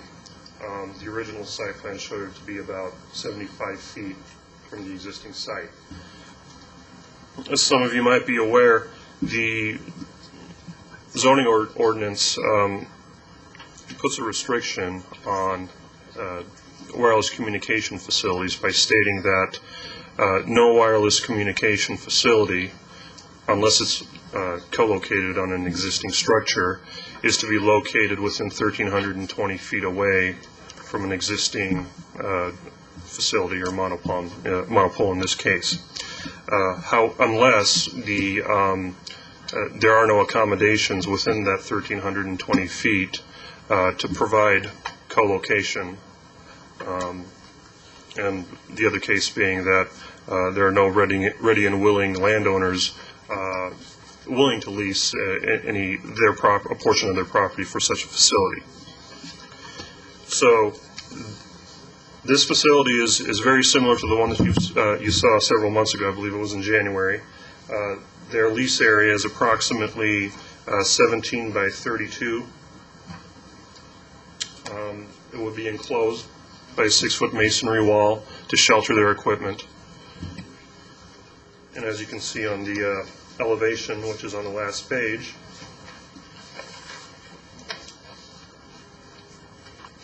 it looks very similar to the T-Mobile site that's currently in existence there right now.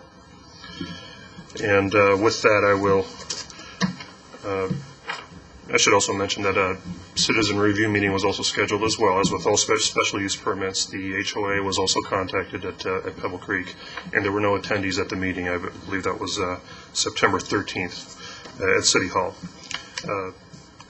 So we're recommending approval with those 6 stipulations, which really mirror the stipulations that were previous for the special use permit that was previous to this. And with that, I will conclude my comments and open it up to questions. Questions from the commission? Farhad, how many, looking at the site, because this site has become Monopom Alley, would we be able to, would there be able to be 1 or 2 more monopoms put on that maintenance site if the Pebble Creek HOA were to so lease them? I guess what I'm asking is, what's the maximum, assuming that we approve the deviation from the 1,320 feet, and say, okay, we can have 2 poles there, well, maybe we want 3. What's the maximum that that site could actually get? Mr. Chairman, Commissioner Gelzer, I don't believe the city can, I guess I should say, has codified anything that would put a cap on the number of such facilities out there. I'm not sure if there would be any implications in terms of compromised service by having so many facilities out there. I think the applicant can better answer that. But I will say that other than the one that's existing right now and the other one that's the one that's before you, there have been inquiries for possibly an additional facility within this property.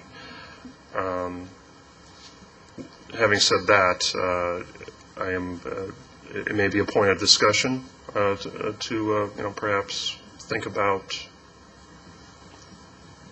limiting. The reason I ask is because, what's going to happen is, assuming that we approve this and City Council approves this, we're going to have 2 monopalms that are going to be 65 feet tall, exactly looking like frickin' frack over there.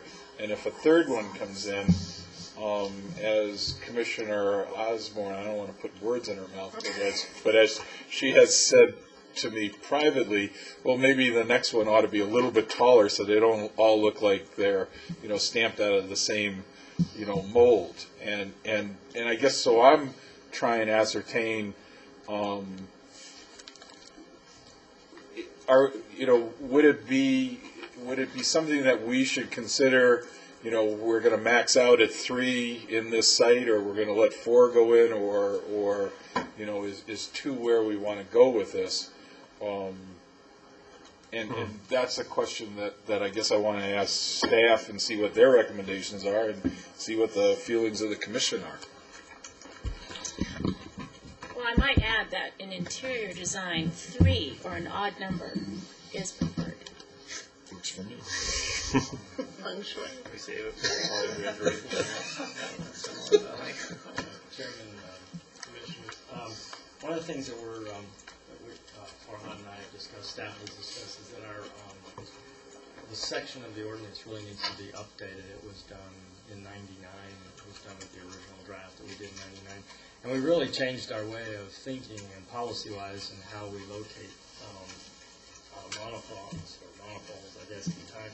We talked about separation and co-location, and I guess monopoles weren't popular back then, or I don't know if they had been conceived by it, but maybe they had been.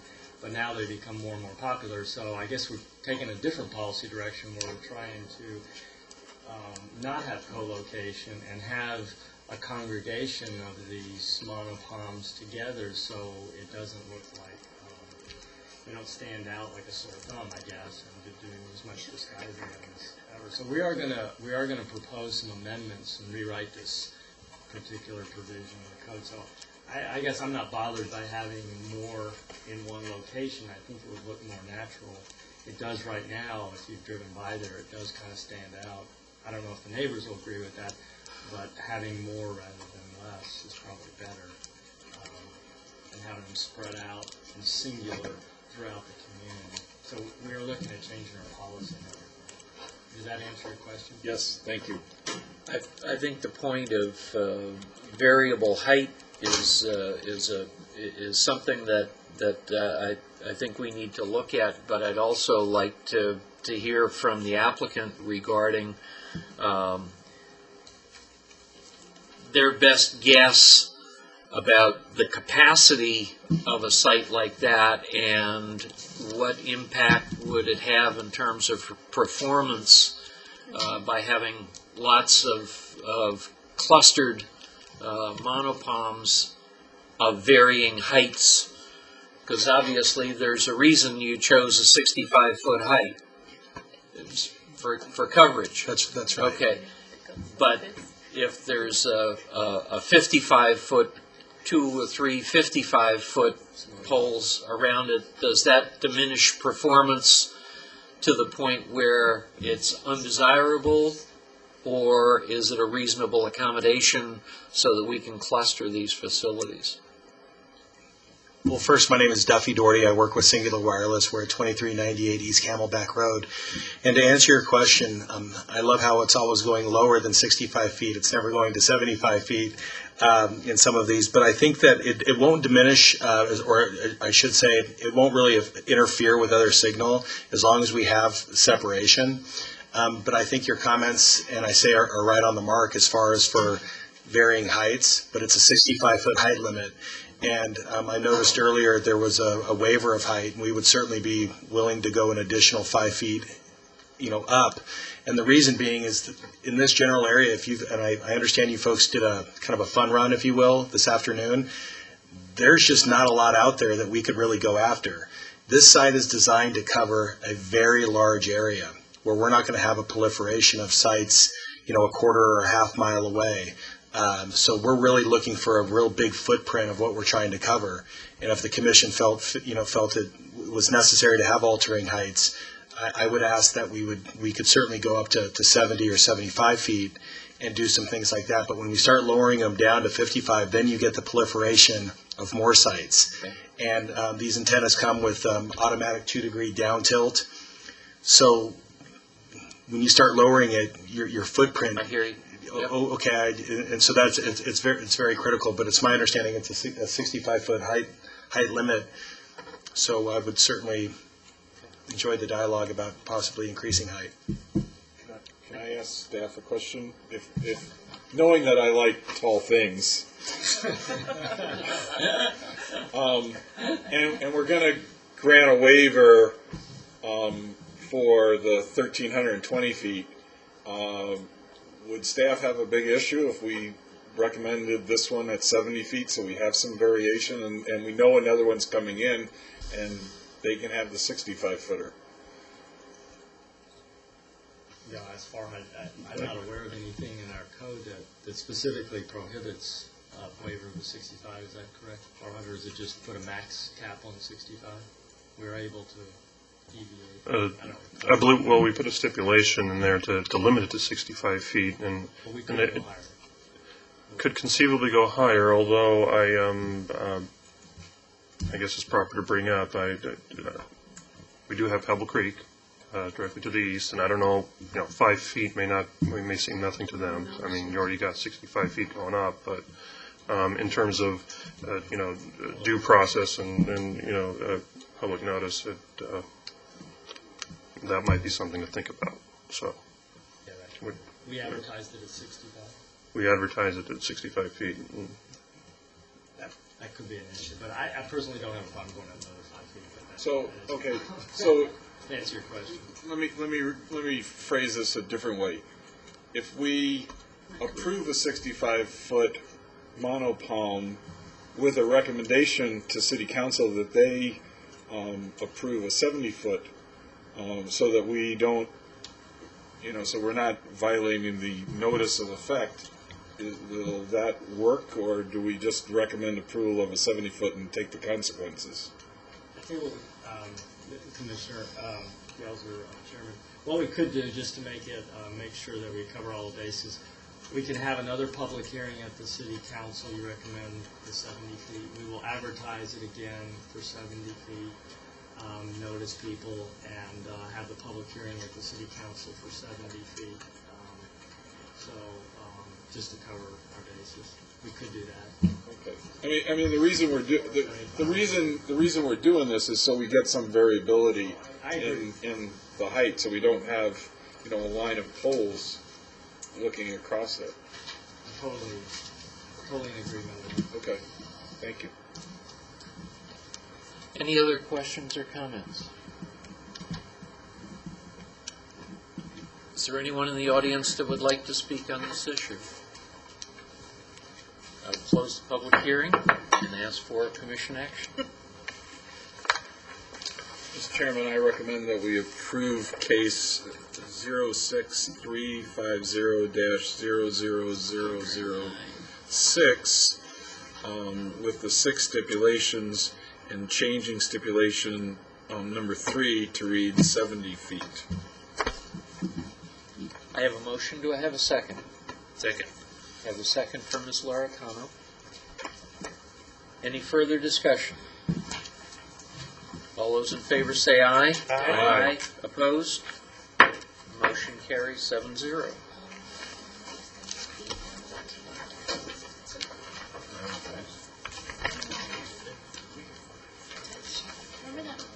Harvey, can we take a 5-minute break?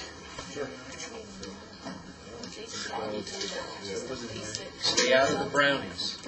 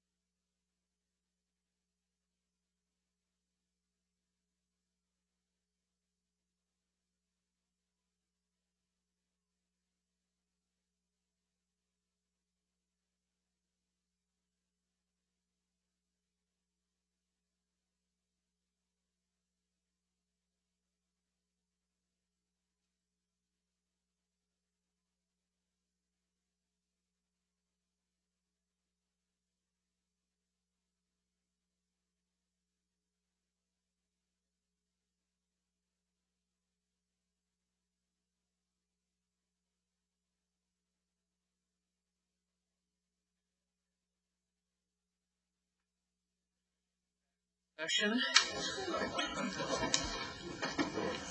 Okay, thank you, Mr. Let me read the case. I'm sorry, I got ahead of myself here. Case 05-200-00031, Estrella Commerce Park rezone. Public hearing to request a rezone of approximately 562 acres, generally located in the southeast and southwest corners of MC 85 and Estrella Parkway, from agricultural AG and agricultural urban AU districts to the final planned area development PAD district for a mixed-use commercial industrial development. The applicant is Ed Bull of Birch and Crafiola. All right. Thank you, Mr. Chairman. Good evening, Commissioners. For the record, I'm Karen Craver, Acting Planning Manager for the city. As the Chairman described, the location is south of MC 85, bordered on the east by Bullard Avenue. Estrella Parkway runs in a north-south direction through the site, and it goes over to approximately 157th Avenue on the west.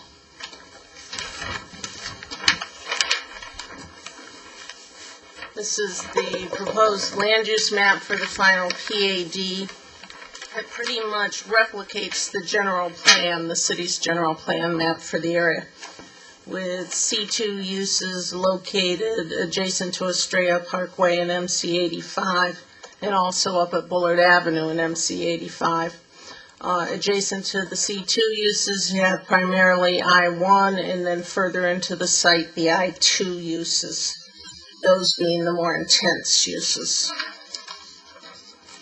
This is planned to be a major employment center for the city. The retail uses will serve primarily traffic on MC 85 and the industrial users within the development itself. The PAD overlay that the applicant proposes includes a somewhat of a flexible landscape plan for the lots adjacent to the roadways. They are proposing an allowance of a 30-foot landscape area along the arterial streets, but only 10 feet along the collector streets. Staff has recommended a stipulation, an amended stipulation that's included in the materials I put in your seats tonight, that the collector streets have a 20-foot landscape strip. We feel that in terms of an industrial development, they really need the landscaping more than perhaps residential development. The primary internal roadways for the development are Estrella Parkway and Broadway Road, which runs in a west to east direction. Also, MC 85 and Bullard Avenue are the perimeter roadways. ADOT, as you may have heard, has planning for an I-10 reliever in this area. That will be located someplace south of Broadway Avenue.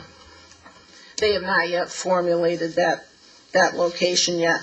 And we have included a stipulation, I believe it's stipulation 21, that says no development will occur south of Broadway until that alignment is decided upon. The design guidelines had been previously submitted for this project, but they will be updated because some time has passed since they were first submitted to the city. And in addition, the type of roadway, the 81 will be, whether it be an elevated roadway or an at-grade roadway, will affect some of the design criteria. And we have stipulated that they come back with that. Staff believes that because this is consistent with the general plan, it's compatible with adjacent properties, and it's also consistent with the general policies pertaining to its location adjacent to the airport, that this should be approved. As I said, I put a sheet in front of you that has amended stipulations. The first one being the design guidelines that will be updated and resubmitted. Also, they had previously submitted a master water study. Or, I'm sorry, that's the next project. They need to submit I get them confused. They need to submit a master water study and a master sewer study and update their hydrology report that had been submitted previously.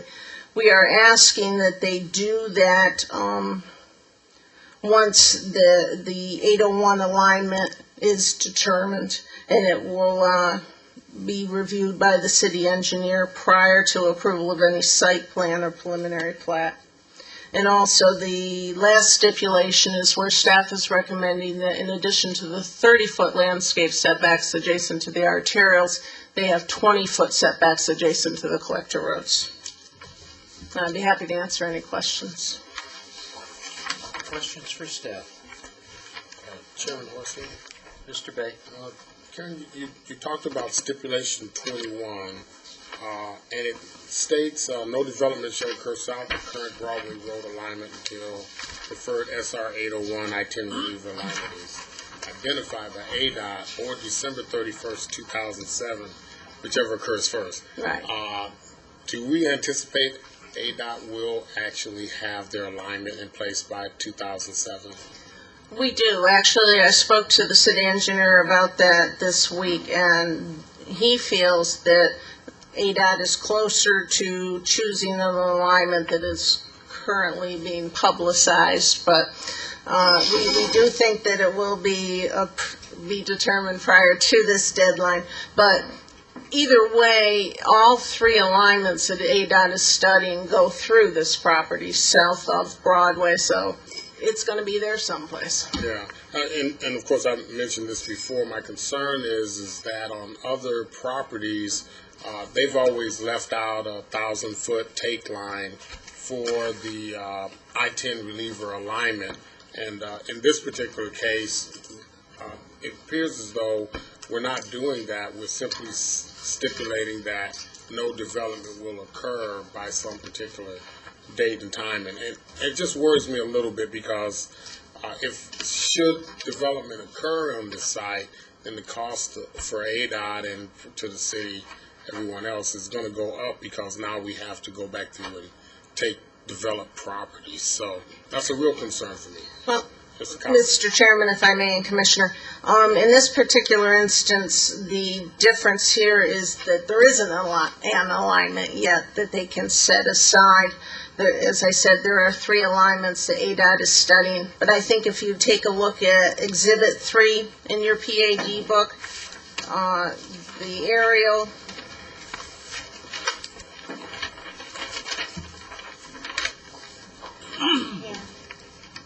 this aerial shows that the three possible alignments do go through the site. Mm-hmm. And then if you take a look at the next exhibit, also in 3,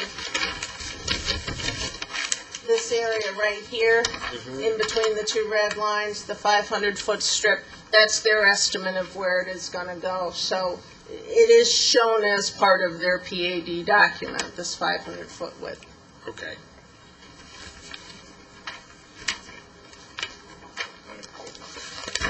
Mr. Gelser? Karen, could you tell me what the Broadway alignment, what is the width, how many lanes is that? Is that going to be a 4-lane divided or just a 4-lane industrial? Broadway Road Sorry, itself. Broadway, yeah. There are discussions right now, and we're talking about this as we're going through the pre-app process for site plans. The applicant has come in and talked to us for prior to submittal of site plans west of Estrella Parkway on the north side of Broadway.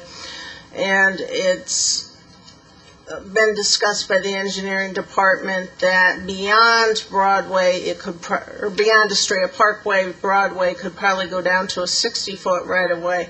East of Estrella Parkway, they're looking at an 80-foot right-of-way. The idea being that it's... translates to how many lanes? Is it 80-foot 4 lanes or? 80 foot can accommodate a 4 lane. 4 lanes. Yes. Without parking? Without, it's just, yeah. 4 lanes. 4 lanes And a 60-foot would give you 2 lanes in the center turning lane. Yeah, all phases. Okay. And I'll wait till you get up. My assistant. Other questions for staff? Want to get a car wash approved here, Ed? Ms. Osborne? There are 2 sections in there that are referred to as exceptions.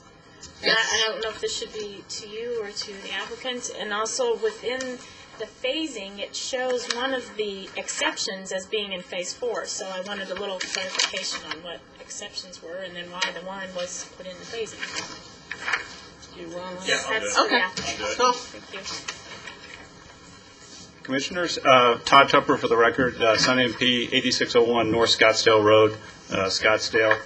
If I may, the exception that you have here is what I've always referred to as the Rayner family farm headquarters. Actually, the Rayners owned most of this land back for many, many years until we acquired it through their lender and in the late 90s.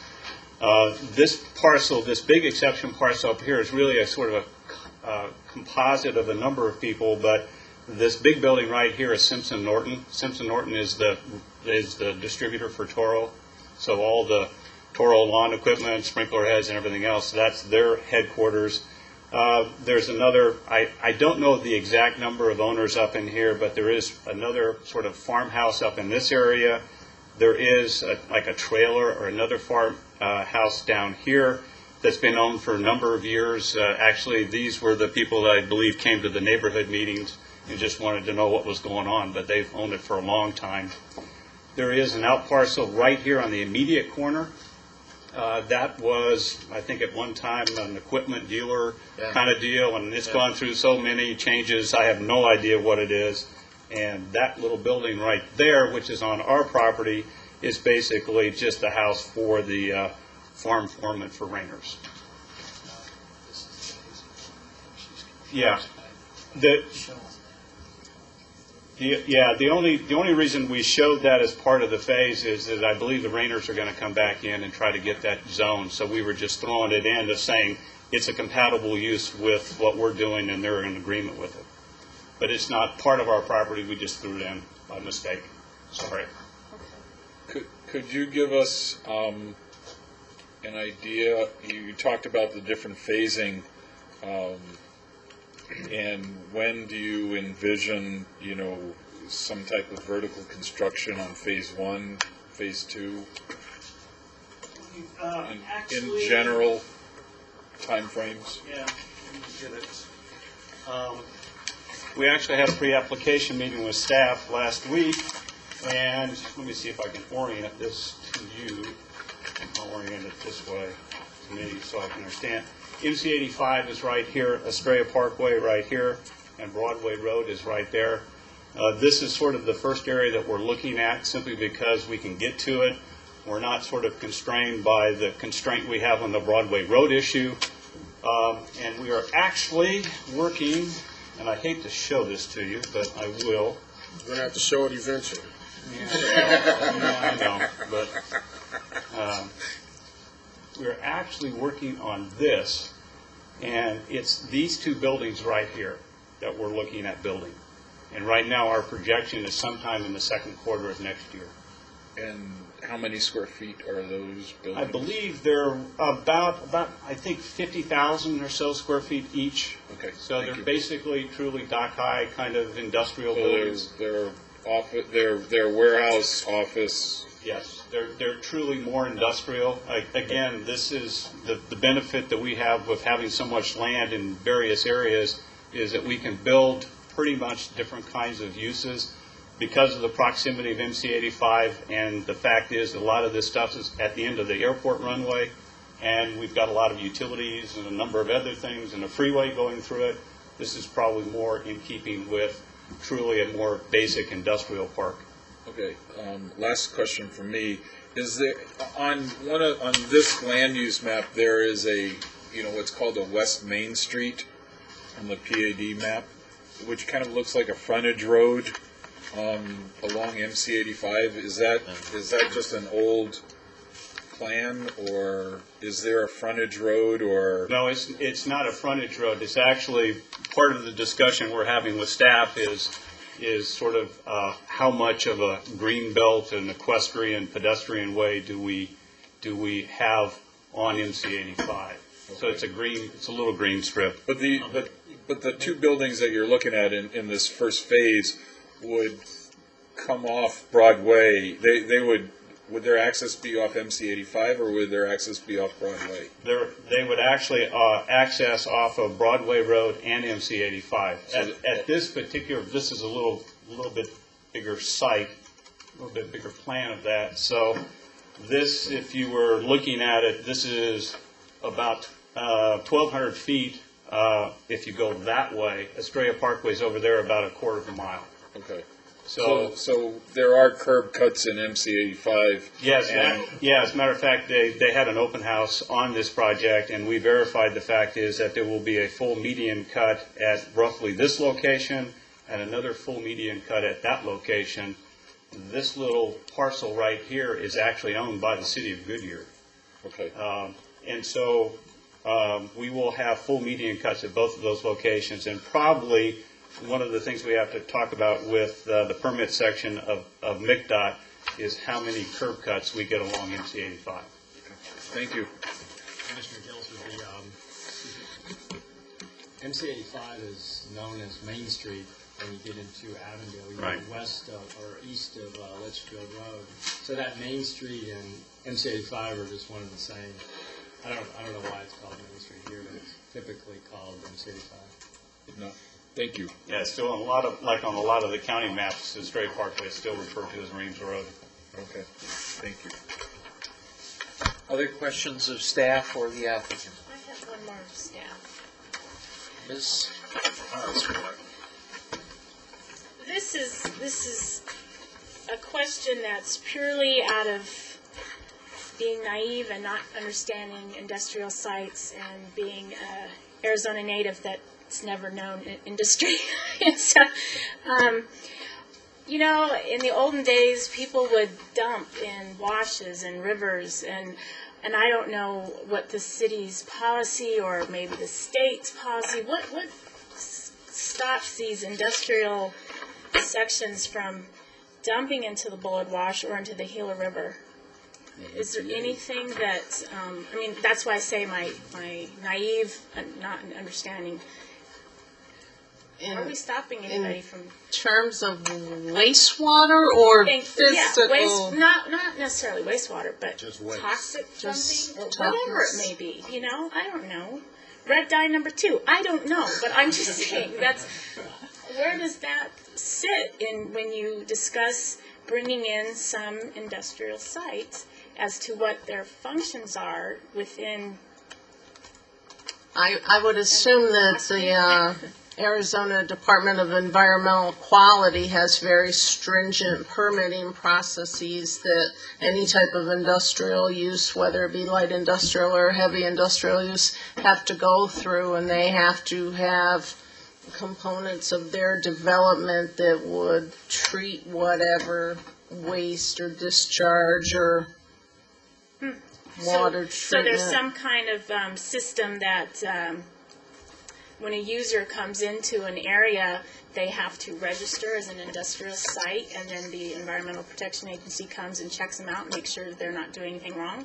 I mean, you know, could we be possibly sitting here with uses that end up being a Superfund site again without realizing what's going on? I mean, that's why I say this may, you know, this is just strictly not understanding how these things are. So. Commissioner, Chairman, Commissioner Osborne, we would monitor any kind of discharge in Bullard Wash would be regulated through the city in terms of the site plan issues.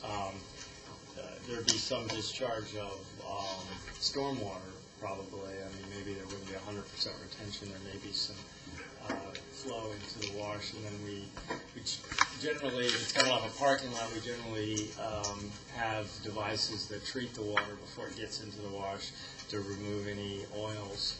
I believe Bullard Wash is a navigable. It's not under. Okay, it's not a jurisdictional wash of the United States. So we really don't have to worry about that, I guess. But in terms of trash or debris, if somebody's going to dump it, that's just a violation. We would have to use code enforcement.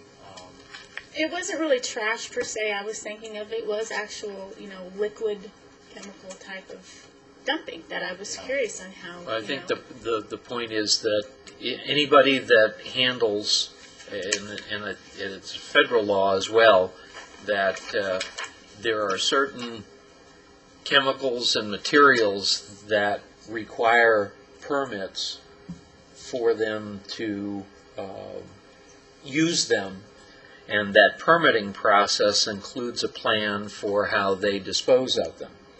And sometimes it's removed in containers from the site in bulk or in small quantities.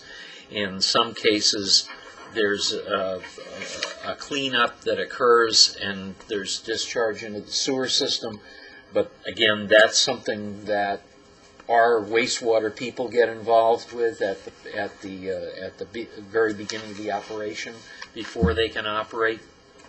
And you also have situations where the fire department gets involved in permitting because they may have volatile chemicals, and the fire department inspects. Okay, thank you. That's why. Chairman, the fire department does annual inspections on all industry to ensure that there's not a violation. Thank you. That was my big question. Further questions or comments?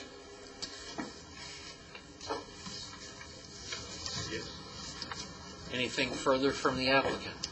Want me to leave that up there? I hope I don't need it, but that would be fine. Ed Bull, 702 East Osborne. We appreciate the recommendation.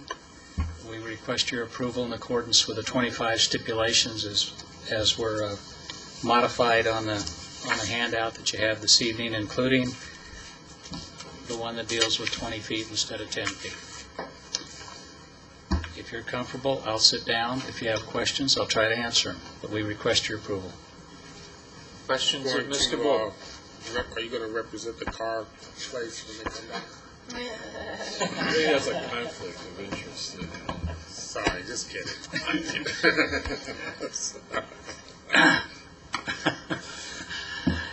No need to respond. Please don't respond. Please don't. No need to respond. I did not pay for that advertisement. Or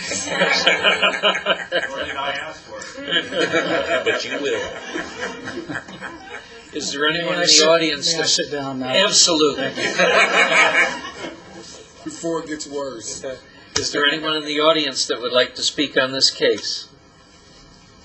Hearing none, I will close public hearing and ask for commission action. Chairman Horstman, I'd like to move for approval, case 05-200-00031, Australia Commerce Park rezone with all the stipulations as revised. I have a motion. Do I have a second? Second. I have a second for Mr. DeBroker. Any further discussion on the motion? All those in favor say aye. Aye. Opposed? Motion carries. Last case is case 05-200-00020, City Center Air Park. Public hearing to consider a request to rezone approximately 400 acres generally located on the south side of Yuma Road, 1/4 mile east of Estrella Parkway, from the preliminary area development, planned area development, PAD district, to the final planned area development, PAD district, for mixed-use commercial industrial development. The applicant is Ed Bull of Birch and Cracchiolo. Thank you, Mr. Chairman. This is a very similar project represented by the same people, which is why I continually get them confused. Not the people, the projects. And I also have an amended stipulation that's identical to one of the previous case.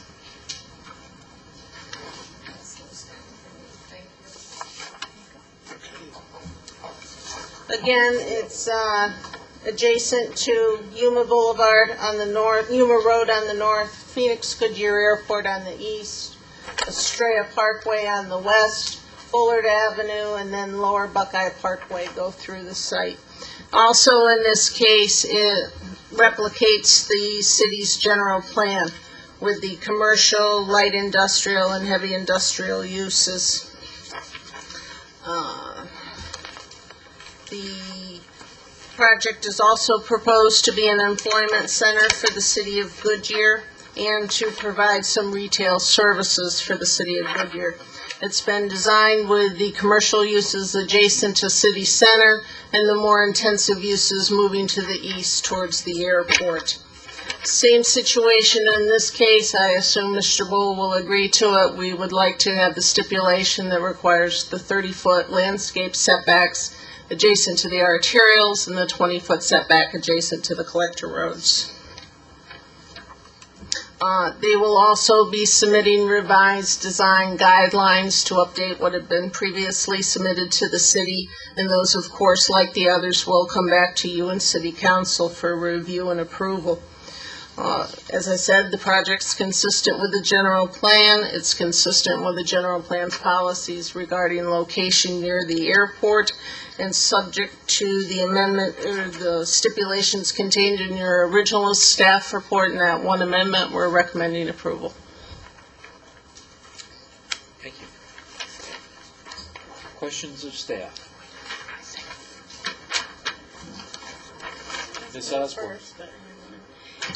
Stipulation 8 may actually cover it, but I was curious on that city center loop where there are abutting Goodyear Boulevard, or whatever that's called there.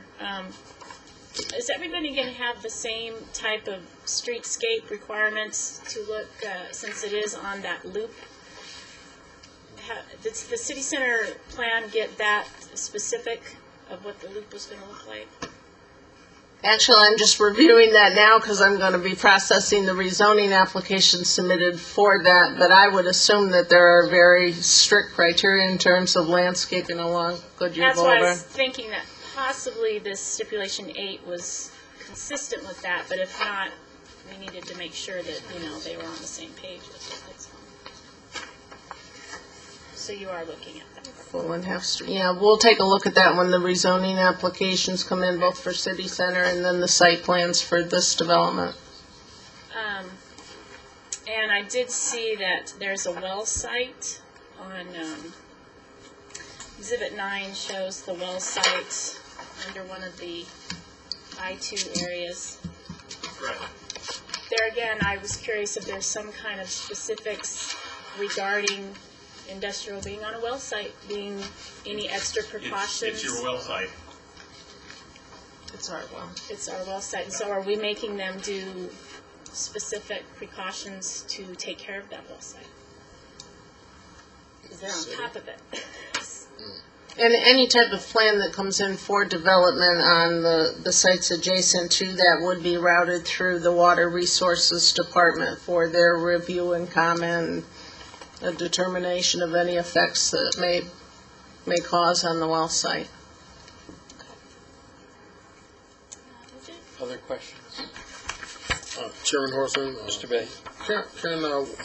Last meeting, we had extensive discussions about the Wood property, and I know Todd was glued to his computer screen watching our deliberations. I heard them talking to you.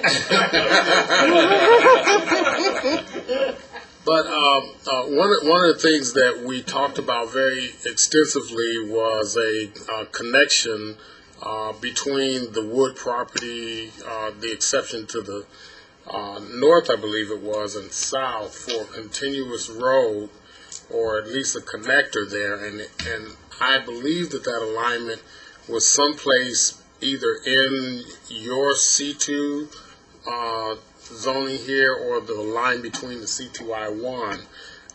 And I don't see that on any of these drawings. It's located right here.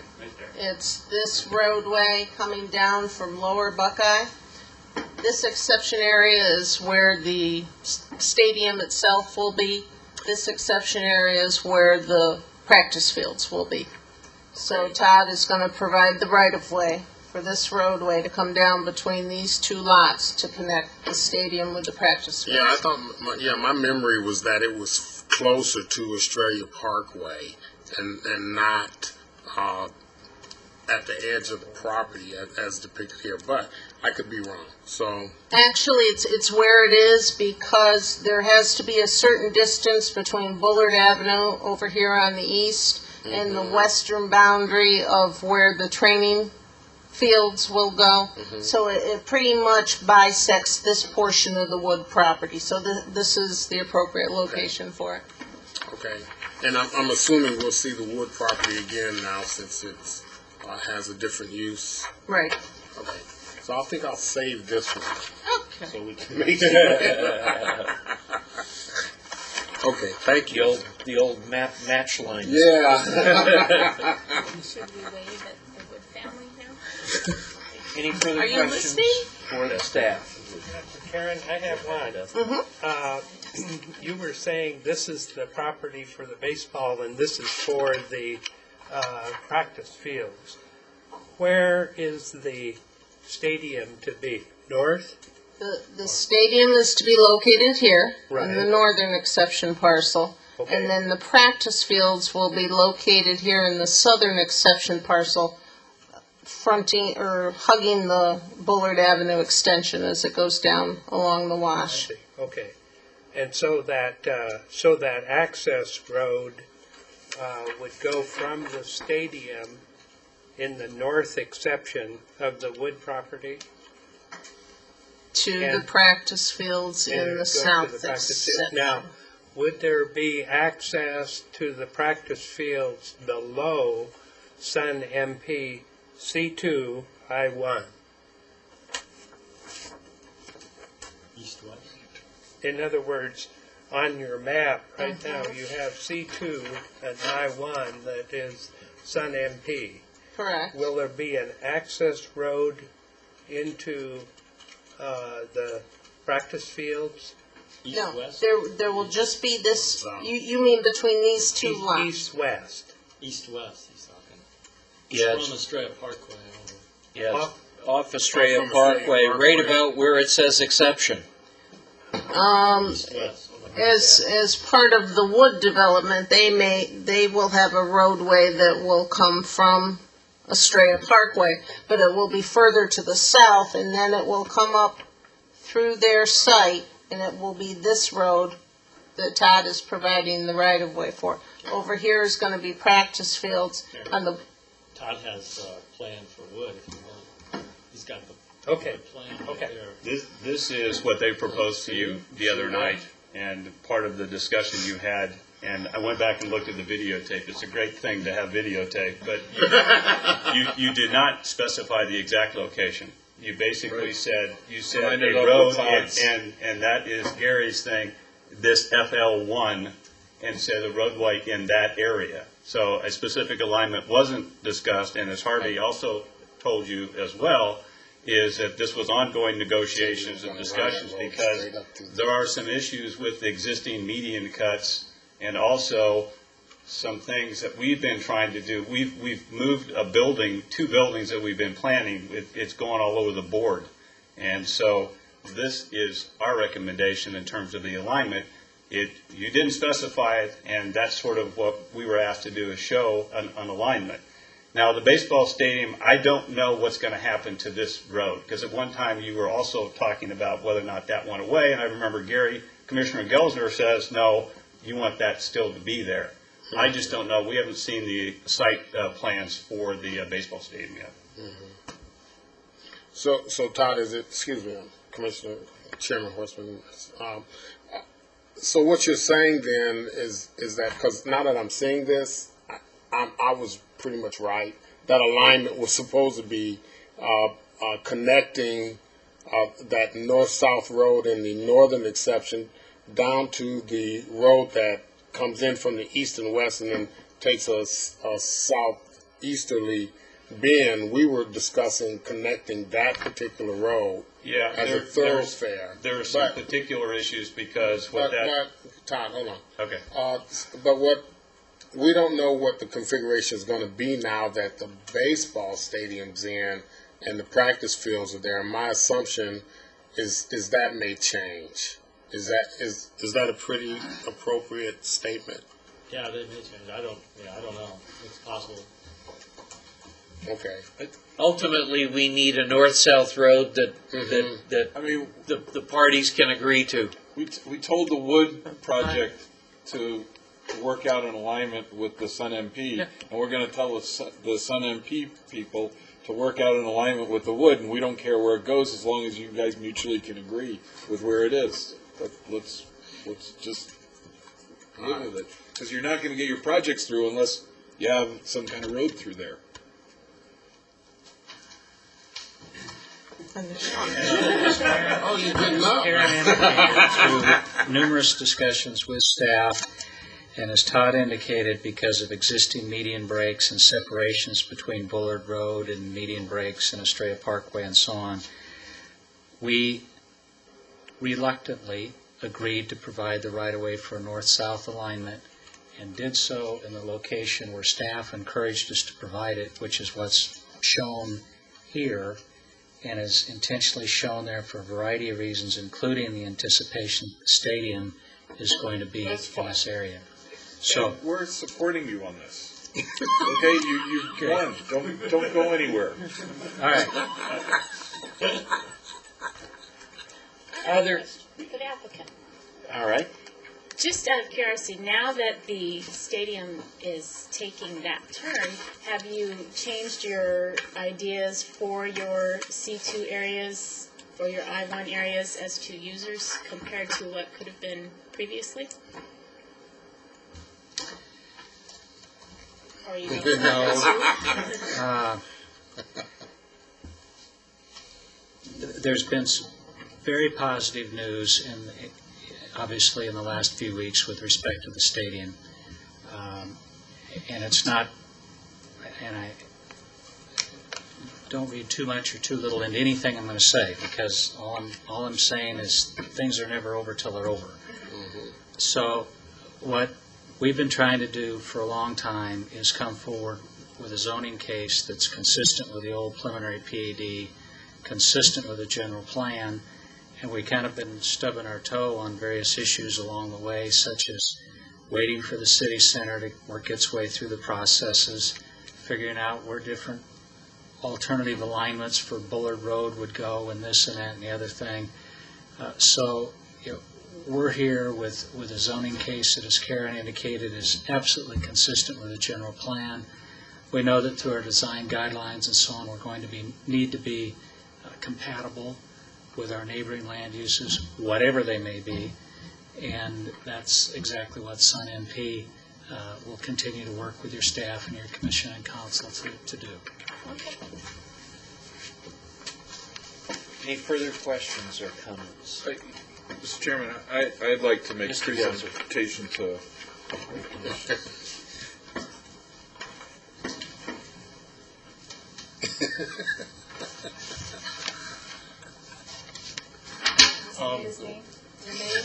Oh, my God. Gary Gelser, I am a commissioner. I am also a member of the Phoenix Goodyear Planning Commission, which is in the process of updating the Phoenix Goodyear general plan for this airport and for its development over the next 15 to 20 years. And what I wanted to show you is, I want to zoom out a little bit here. I'm going to do.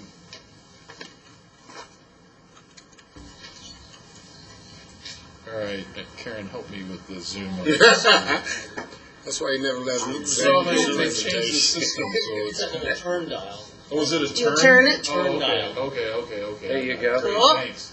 Okay, this, I want to show the commission three alternative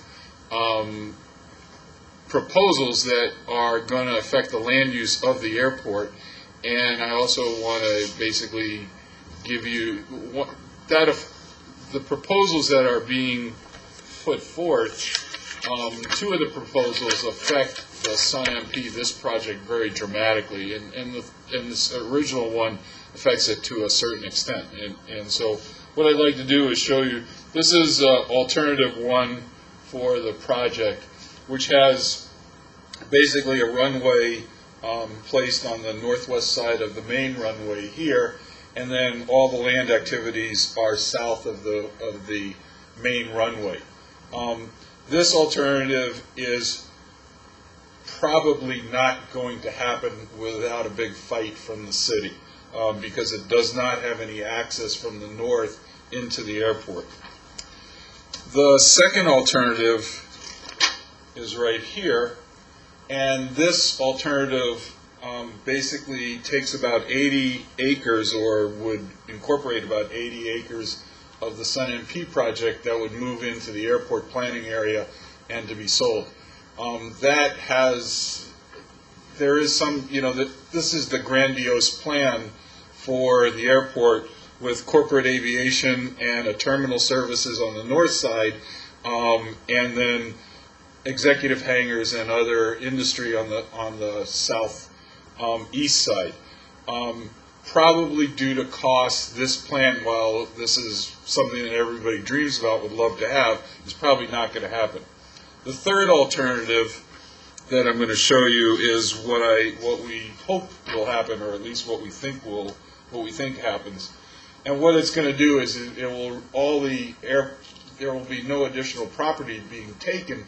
However, corporate aviation parcels will be developed on this northwest side, with a terminal, airport services, and executive services also located here. And then on the south side of the southeast side of the runway would be airport-related employment, and a second runway would be built so that small planes could take off and land here. The whole reason that I'm showing you this is because in the proposed zoning case that we have, this road right here does not take into account, it's being shown as a minor collector road. And if the city's desires, we've seen a proposal on economic development of the Bullard corridor. We have seen other proposals where the city is trying to get a northwest access to the airport so we can develop on this side, and it would actually improve the marketability of the Sun project. So my concern here is that this road that is noted as a minor collector coming off the Bullard Avenue should really be a major arterial, or at least designed to that standards, so that we can ensure that we have access to whatever develops on the airport complex. That's all I have to say. If there's any questions, I'd be happy to take them. One question of the commission. Sure. Does Todd sit on that planning commission? No. You do not? I was never invited. So is there any coordination with Sun MP on this, Gary? The next meeting, these are the alternatives that have been published, and comments are being put forth, and comments are being collected. I assume there will be an additional meeting, and I believe, Karen, you're sitting now on that committee also, and I'm sure that if we haven't invited Todd as, Sun MP as an appropriate landowner, that we should, and at this point in time now we need to incorporate both them into the planning of the Goodyear Phoenix Airport, and we need to incorporate the Goodyear Phoenix Airport planning into their plans. Agreed. Thank you. Anything else? Mr. Chairman, Commissioner, Gary is right. I do sit on that committee as well and was at the last meeting. And staff, during all this time that the PAD has been in process, we've also been working extensively on the development agreement. And the development agreement, of course, talks about the various roadways that will be constructed and into what sections. And it was precisely because of city's understanding that we want this access to the airport that it's been included in the plan. The specific width, of course, is a matter for discussion, and could probably be done through that development agreement, which will go before council at the time the final PAD goes through. But that was the intent in putting the roadway there, that it would be an entrance to the airport. I got a question about timing. Obviously, going to the city council probably within the next month. Month or two until When, the development when agreements. is the airport study group going to make its determination regarding which alternative is, I know we have no control over it, Well, I'd since say it's the it's at city, least 6 months. City of Phoenix Aviation Department that's driving it. Yeah. I have received no notice of another meeting coming up. How might you address that, Ed, in, Okay. Ed Bull, 702 East Osborne. Mr. Chairman, I was trying to find reference to it in the draft development agreement, and I'm just going to paraphrase from memory if I can.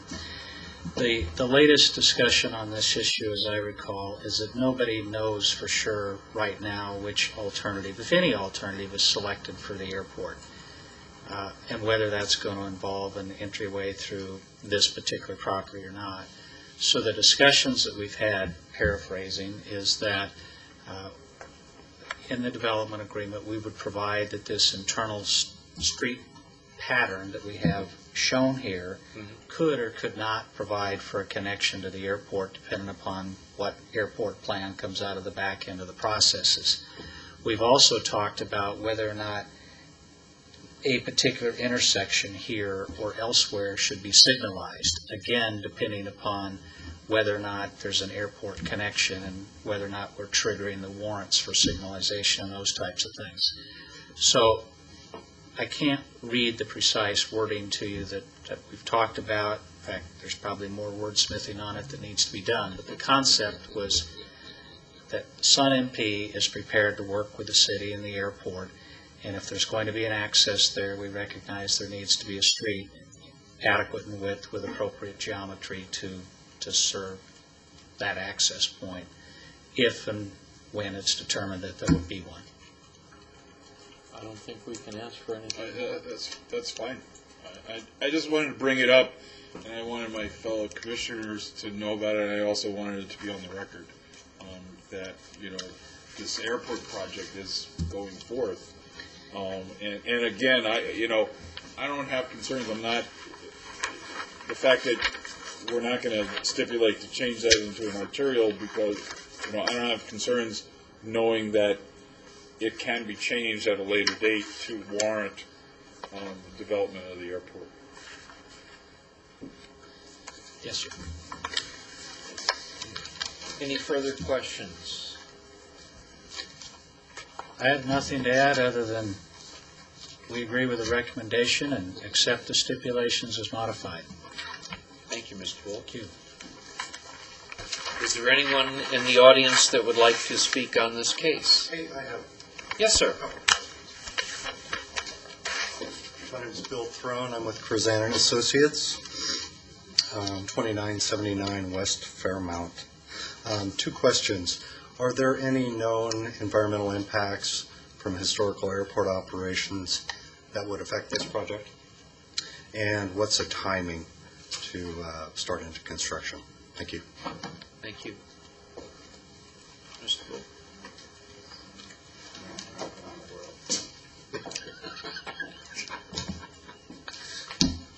We're not aware of any airport-related environmental impacts that's on this property.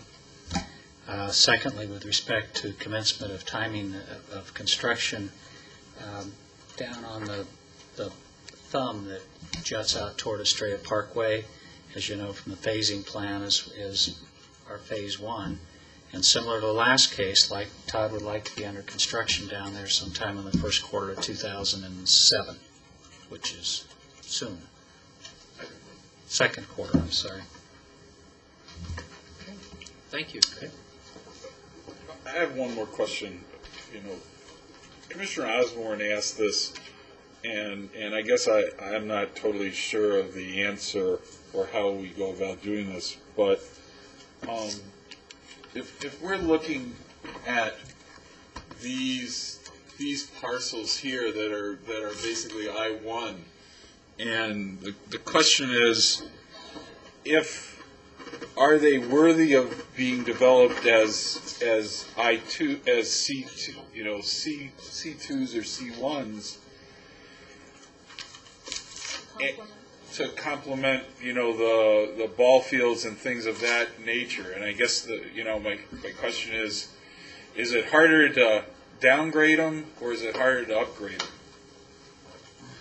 Well, this is a plan that you all approved, so to answer your question, this is our property right here. This is a row of parking garages. Okay.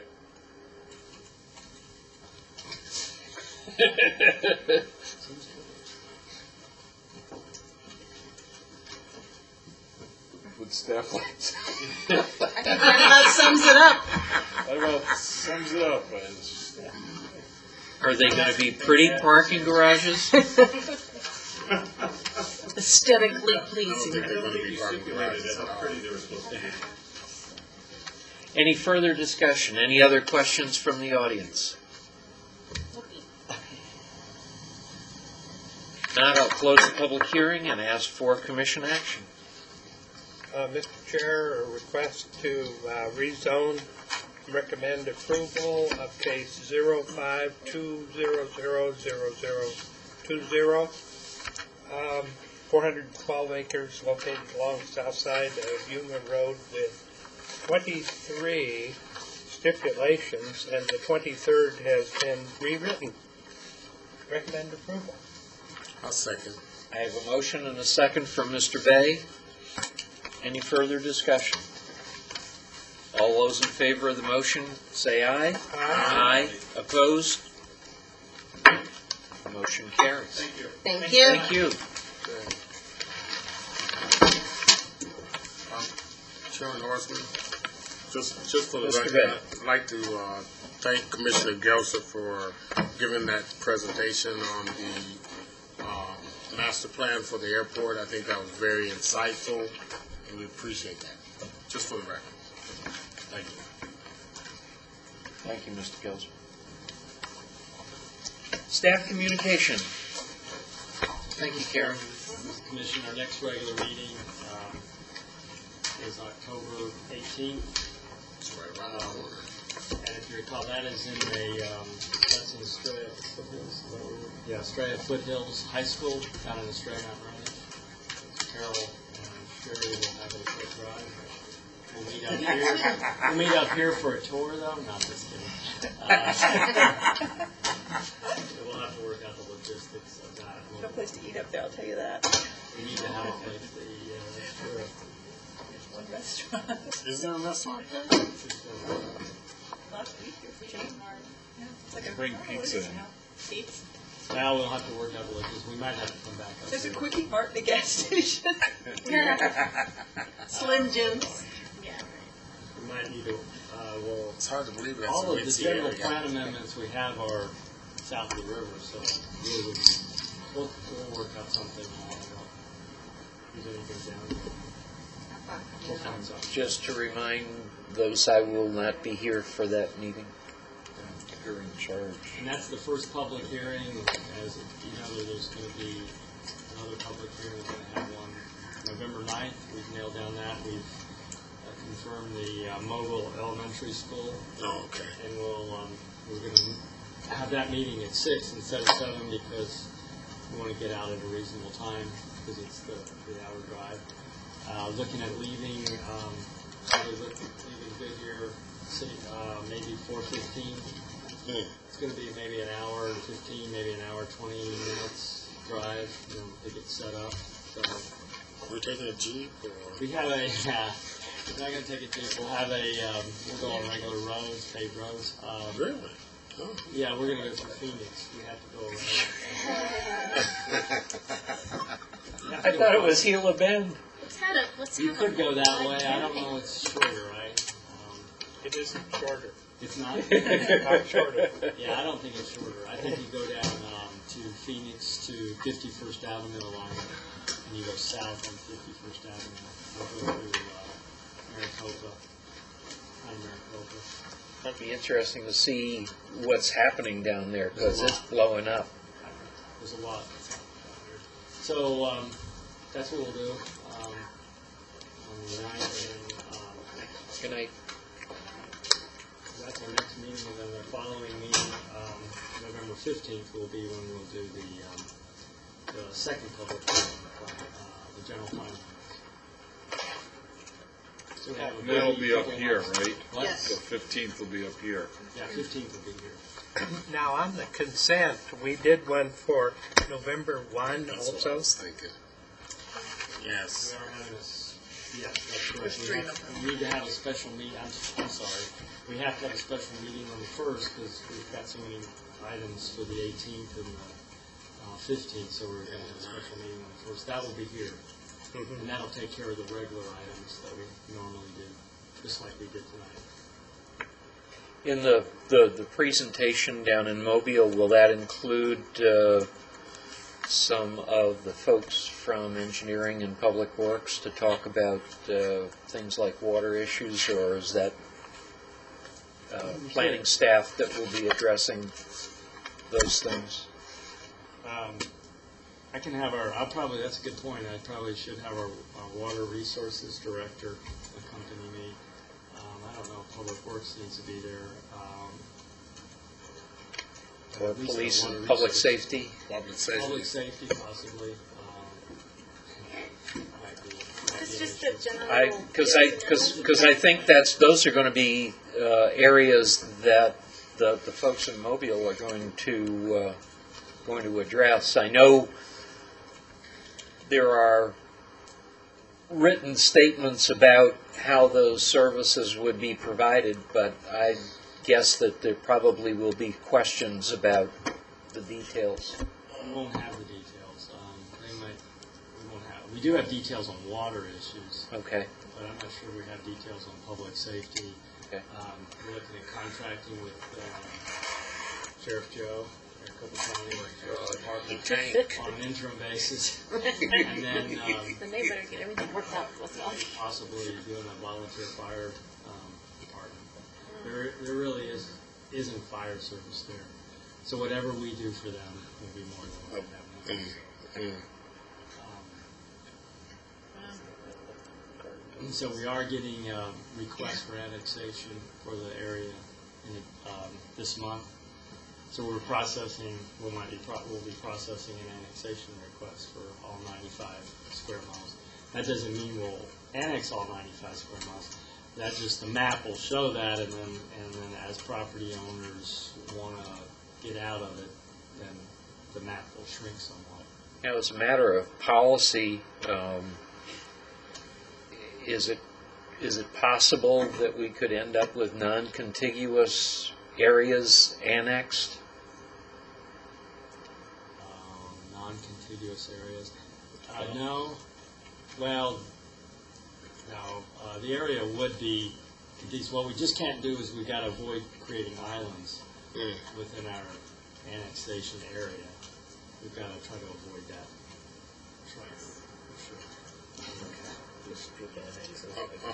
In the original plan, it also indicated that there was an additional property parcel of land that took us all the way down to Interstate 8. Is there anything in the plan for when that will actually get into the process? It'll be about a year from now. Another year? Okay. They're not in a hurry. We're talking Harmony City. Yeah, it's quite a big job. Quite a job. Anything further? Thank you for the little book about how to be a great chair. Oh, that was good. that was very, very insightful. Yeah, I think it's a good. Yeah, we went to a training session, and those are books from the training session. So I thought maybe you'd appreciate that. And just after reading a little bit about that, so on the next agenda, let's make sure that the long type of discussion ones come at the beginning of the agenda. So we're awake and focused and, not at the end of the meeting. We have the law. We have the denial recommendation. You're going to be there. I thought that was great for the first one. I mean, we were absolutely quiet, waiting for the next. Is there any other business before the commission? take a It's motion.